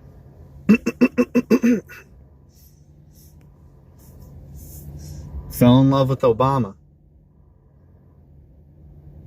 We didn't fall in love with Hillary. And that's understandable too. Yeah, I was trying to connect with my the buddy I was trying to find. He's the singer for the band I'm in, and I was trying to connect with him, but he didn't see me. I mean, there's tons of fucking people. He did lie to us. That's the unfortunate thing. Let the traffic clear out a bit before I get moving. We'll talk a little bit more. Yeah, it really does concern me that there was not that much of a black population at this event. There was a big group of a little bit of everyone, which is awesome. But, you know, not many of our black people. You know, Flint is, I think it's 68, 67, or 63%. I'm trying to remember the number. It's in the 60s. We are in the 60% range of black population. And also, only 13% of our voting age population votes in this city. When I went to the Bernie office the other day, they told me that, and I didn't know this, Bernie lost Flint, even when he won Michigan. The people who are voting in Flint are not representative of the people in Flint. Yeah, it is. It is. You know, in a city like Flint, yeah, of course it is. Of course it is. We don't trust anybody here. We don't trust anybody here. Now, that can work for us or it can work against us. I prefer to look at it as we can make sure it works for us.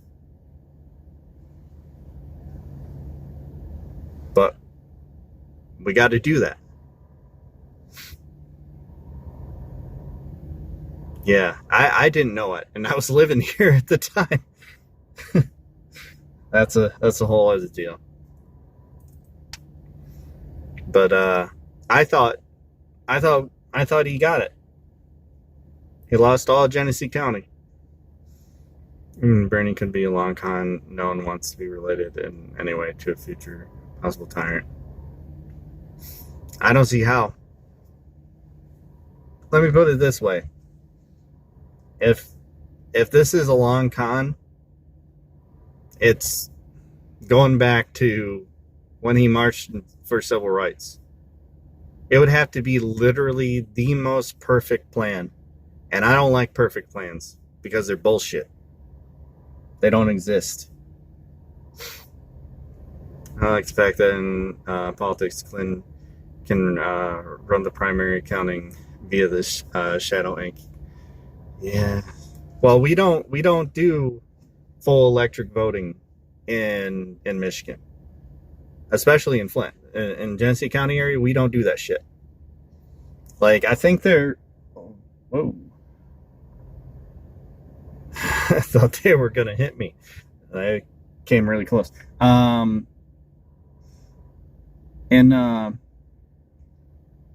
was I saying? Oh, in Royal Oak area, that's where a lot of the discrepancies happened during the general election last time.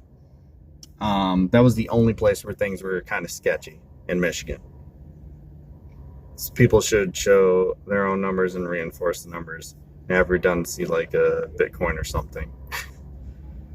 I mean, tech ain't going to get us out of this. We need to have a paper trail. It should just be paper. Problem is, we feel like we should have it now. We should have all the information now. I would much rather we have the information correct than fast. It does. You're right, Etta.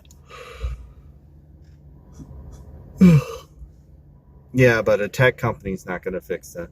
It's just not. And they're not trying to. I mean, and, you know, in a city like Flint, it's not just that the voting is unrepresentative. It's that people don't want to show up.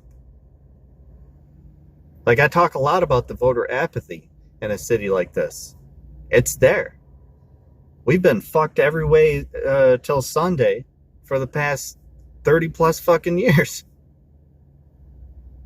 It's hard to win people over when all you've been getting is kicked in the face. It's hard to do that. But you gotta try. You gotta try. I feel like my charger is...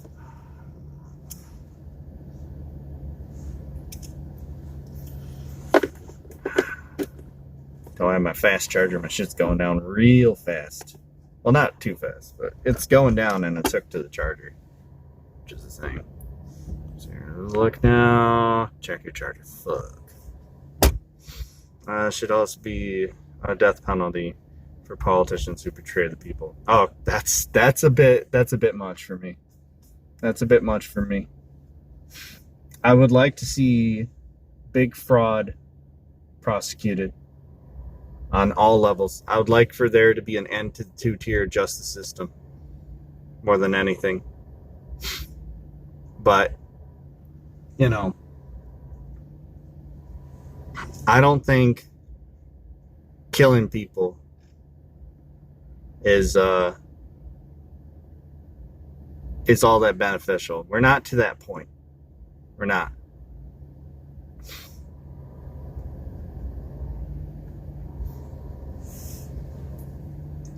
Because I don't believe that we should be choosing who lives and who dies. That's true when we have power and when we don't. You know? I'm against the death penalty. I ain't for that shit. Like, it doesn't lead to any good. And if you make a mistake, you can't undo it. Alright, let's see here. There's still huge line over there, so we're just hanging out. I'm gonna try to make it to 9:30 to where I can get going on the D&D stream. I can't wait to do that. That's gonna be fun. I've never played D&D, so it's gonna start out really confusing, but yeah, the Nathaniel Woods thing, that shit bothers me. For every story like that, like, there's 20 others where it's just, they're waiting to be appealed. They're not hearing anything. For every one story, there's like 20 others that are just being ignored. That was an extreme case. Imagine the not extreme cases. I know what the movie in 2 days on a stream. Corey Feldman? That's weird. I was actually calling the Alabama governor, along with a lot of people trying to get a pardon through. Alabama, you can fuck your sister, but, you know, if you're black, you're going to die. Sorry, Alabama, but I'm a little disappointed in you guys, to say the least. Called the rape of two Corys. That's a terrible name. That is a god awful name.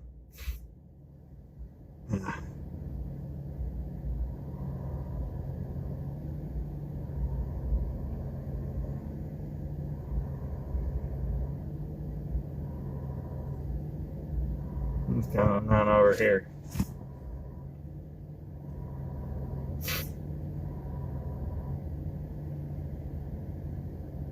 Uh-huh.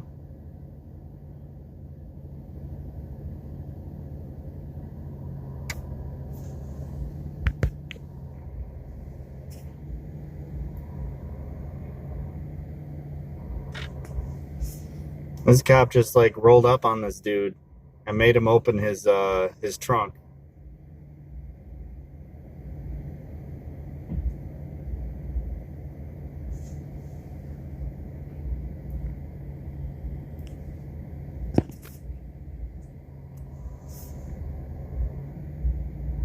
Shaking hands.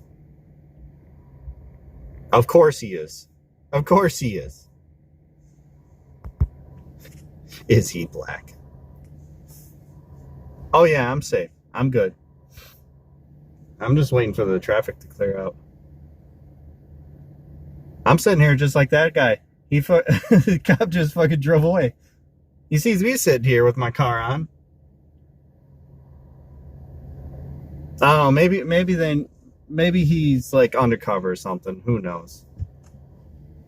We'll see. I don't know. All right, let's get home.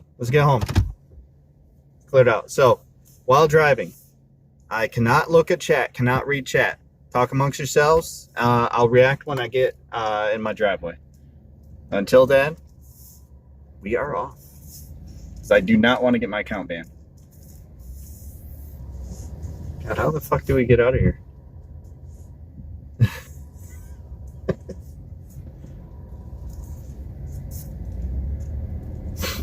Alright. That was something else, though.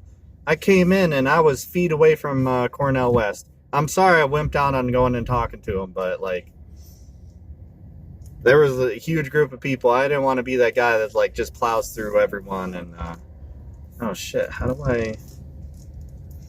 Oh, they're gonna direct me out the back way? Fuck. I'm gonna go out the fucking back way. But yeah, no, it was awesome. Nina Turner was fucking so good.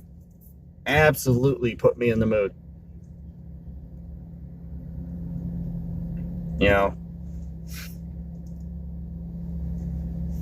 Bernie's speeches are all about selling what it is he's gonna do. And like Nina and Dr. West are the fucking hype men, like the best. I still say I want Nina to be VP. I think she'd be fantastic. Because the things she can do, the way she rallies, is, man, think of that. Think of that. Think of having a vice president who goes out to all these communities and starts leading people to fight for their policies that they want to see get done.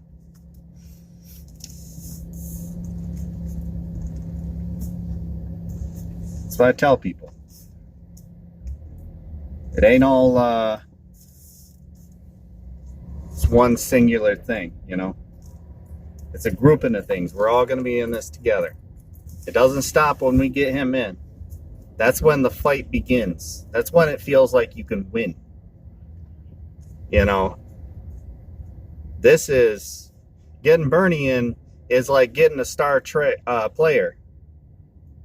You got me?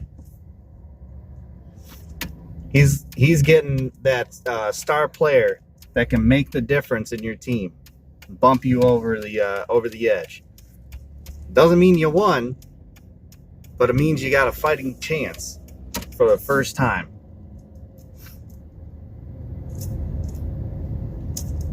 We got that. Speed bump. Yo! There we go. I'm fucking hyped though.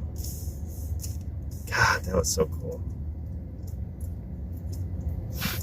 That is seriously the first time I've seen Bernie. He's been here a number of times, and I missed every single one because of work. He's came here on weekdays, or when I was working Uber, I had to work weekends, so I missed him. I'm so glad I got to see. He's exactly as short as I thought he'd be. If I ever stood up next to him, I'd look like a giant monster. It's just always I have this weird thing about that, like meeting people who are like I look up to or are famous, and then finding out I'm like way taller than them, and then you know, because I'm way taller than them, I look like this giant gawky monster next to them, just like I look like fucking Andre the Giant. Anybody work a Peter?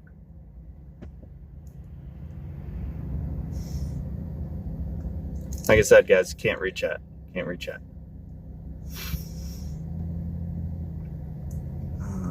Yeah, I'll let you get going. Okay. Not you. I did my nice thing. Somebody else can let you go. Come on now. Don't get greedy, motherfucker. Don't get greedy. But I heard it put so many good ways. And yeah. We're laughing. Bernie misspoke. The first thing he said, he accidentally said fuck. So go back and watch that in the VOD. I'm okay with it. I'm okay with it.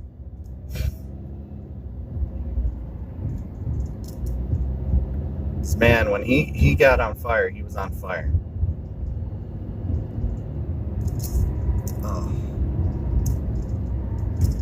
Good shit, guys. Absolutely good shit.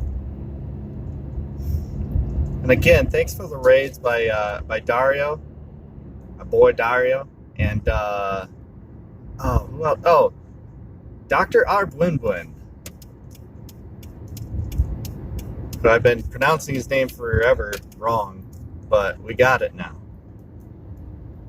Bwin, fucking killing it. And I'm glad you guys stuck around. That was amazing, and I'm glad that I could bring that to you live. Okay, we're at a stoplight.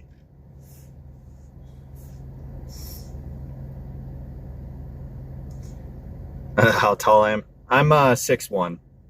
Like, I'm not giant, but like for some reason, whenever I've met anyone like that, I'm just like way fucking bigger than them. Oh, gotta go.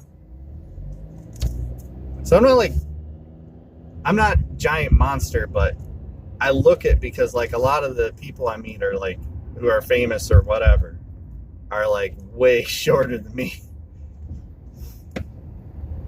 It's like I'm, God, 6'1", 215 to 220 on a bad day. Whoa, shit.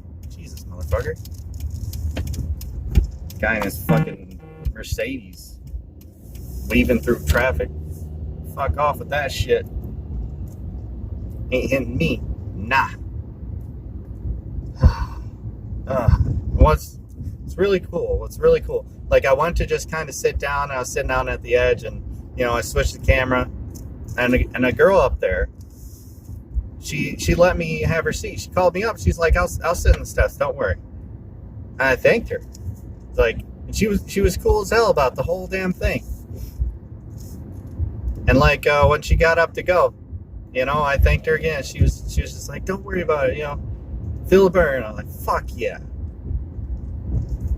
That's community. It's community, guys. We get really caught up in our own asses these days because we're afraid of everybody for good reason. No one knows who's going to be unhinged. Everyone is sad. Everyone is sick. Everyone is poor. Everyone is just completely unhappy with their standing. That's our normal.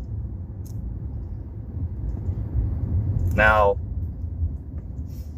you can call me a ideologue or communist or socialist or some other bullshit, but I kind of don't think that should be normal. Fuck me, right? We have all these policies that we could be doing to take care of our people, and we're just not doing them. Why? Because it doesn't benefit rich people. It benefits us. But, fucking Mike Bloomberg might have to close down his tax shelter and actually pay it forward for once. Give somebody a fighting chance to, be good at business and actually have a chance to survive. We don't have that right now.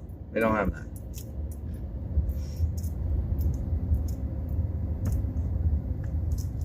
All right.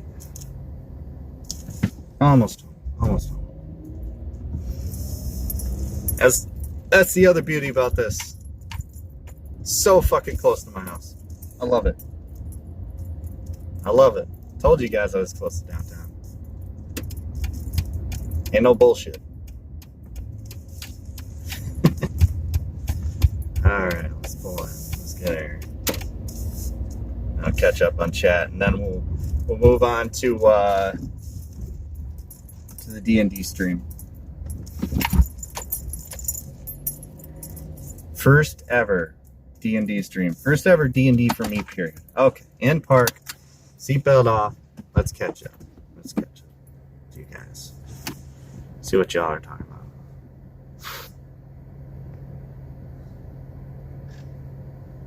Ranked choice voting and proportional representation legislature. Yeah.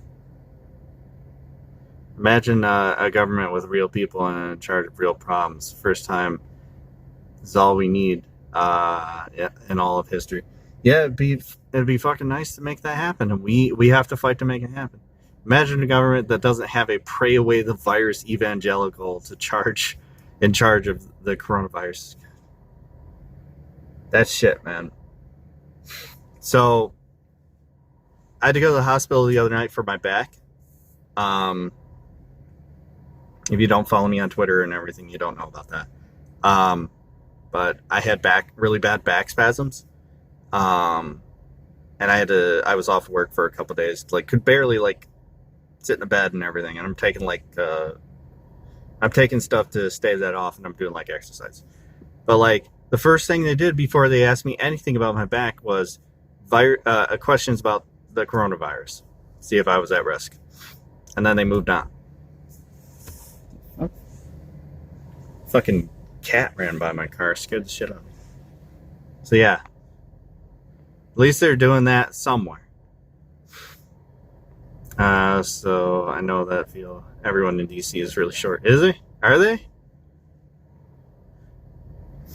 That means you're getting old, yeah. Holy cow, obedience has to flee from this planet. I don't know what that means. I still can't believe they sent you to the ER for that. I mean, the urgent care said that they couldn't do anything with me with my pain at the level it was at. They said they thought I would need back x-rays, and they were like, well, we don't have the means to do that. Tell you what's going to be cheaper for my insurance. Fuck me. I don't even want to talk about that.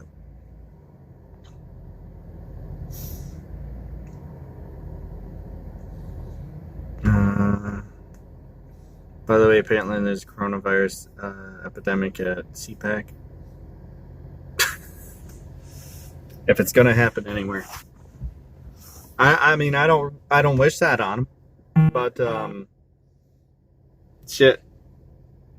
It's sort of like the thing where it's like, you get those Republican voters who have, like, Latino friends or family. And they're like, they're like, yeah, get them illegals. And then all of a sudden, ICE goes after their own family and friends, and they're like, hey, wait, not like that. That ain't what I meant. What are you doing? That was the second thing they asked right after insurance. Good point, Anna. Good point. Religion is like politics. When politicians lie, so do priests, etc. True. But, I have a lot more reasons to believe in Bernie Sanders than anyone else because he hasn't. He hasn't lied. Largely. About the policy he wants to get done, he has not lied. Okay. I was talking to my mother earlier, and she thinks that God sent the coronavirus because we're being immoral, and also that China did it on purpose to cull their own population because of overcrowding. Holy fucking shit, dude. So, does your mom buy her tinfoil hat designer, or does she make it herself? Christ. How can both of these things be true? Like, okay, so was the bubonic plague, was that just, God punishing us? That was supposed to be good biblical time. Oh, that is crazy. I'm playing EVE Online, trying to find a way to rage through some wormholes. Right on. I don't know much about that game. I did think the Yeah, it would eat my face. Didn't think yeah. Actually, the virus was started in either Port Detrick or UNC.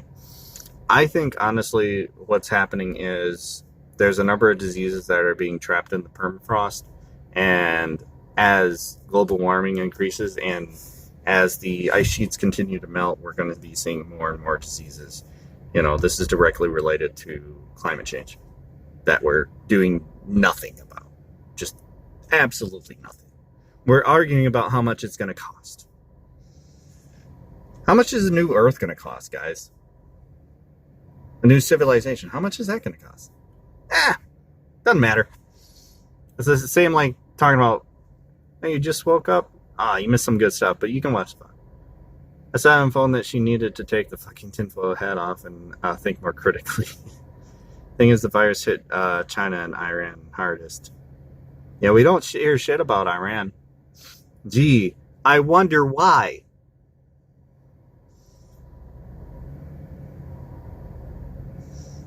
Solitary for possibly having the COVID-19 in USA will cost $4,000. I don't care how much it costs. Fix it. Like that's been my stance for a while. We have plenty of things that make us very valuable in this country. This country itself is incredibly valuable. There is no goddamn reason we can't do this shit. Everyone's bitching about cost about all these things that are beneficial to the normal people, to make people's lives better. You know? And this is just further proof. This is just further proof. Like, I don't care how much money it takes. Fix the problem. We've got the money. Once we find the portal to Earth 2, a new Earth will be free. We'll just have to displace its current inhabitants, but we're pretty good at that. True.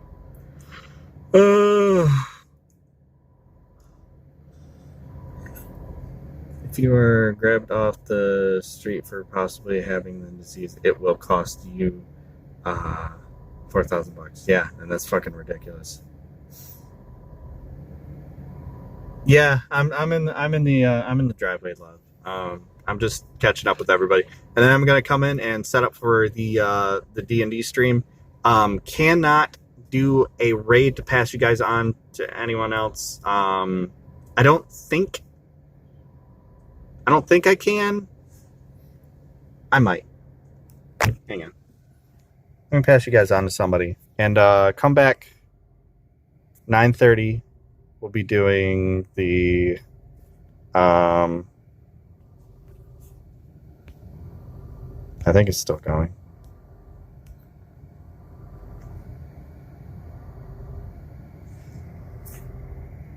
Yeah, it's still going. Starting back up. I wouldn't worry about it. Okay.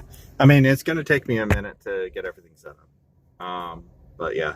So I'll see you guys in a minute. D&D, for the first time ever, you're going to watch me fumble around. I'm playing a half-orc bard because I thought that was appropriate. Yeah, it's gonna be quite a thing. I'm excited. We got Coupe du Jour on it. And if it goes well, I'll do another one. Like I have one set up possibly with I think Kingfisher said he was gonna do one. So yeah. But yeah, I'll see you guys in a minute. Bye bye.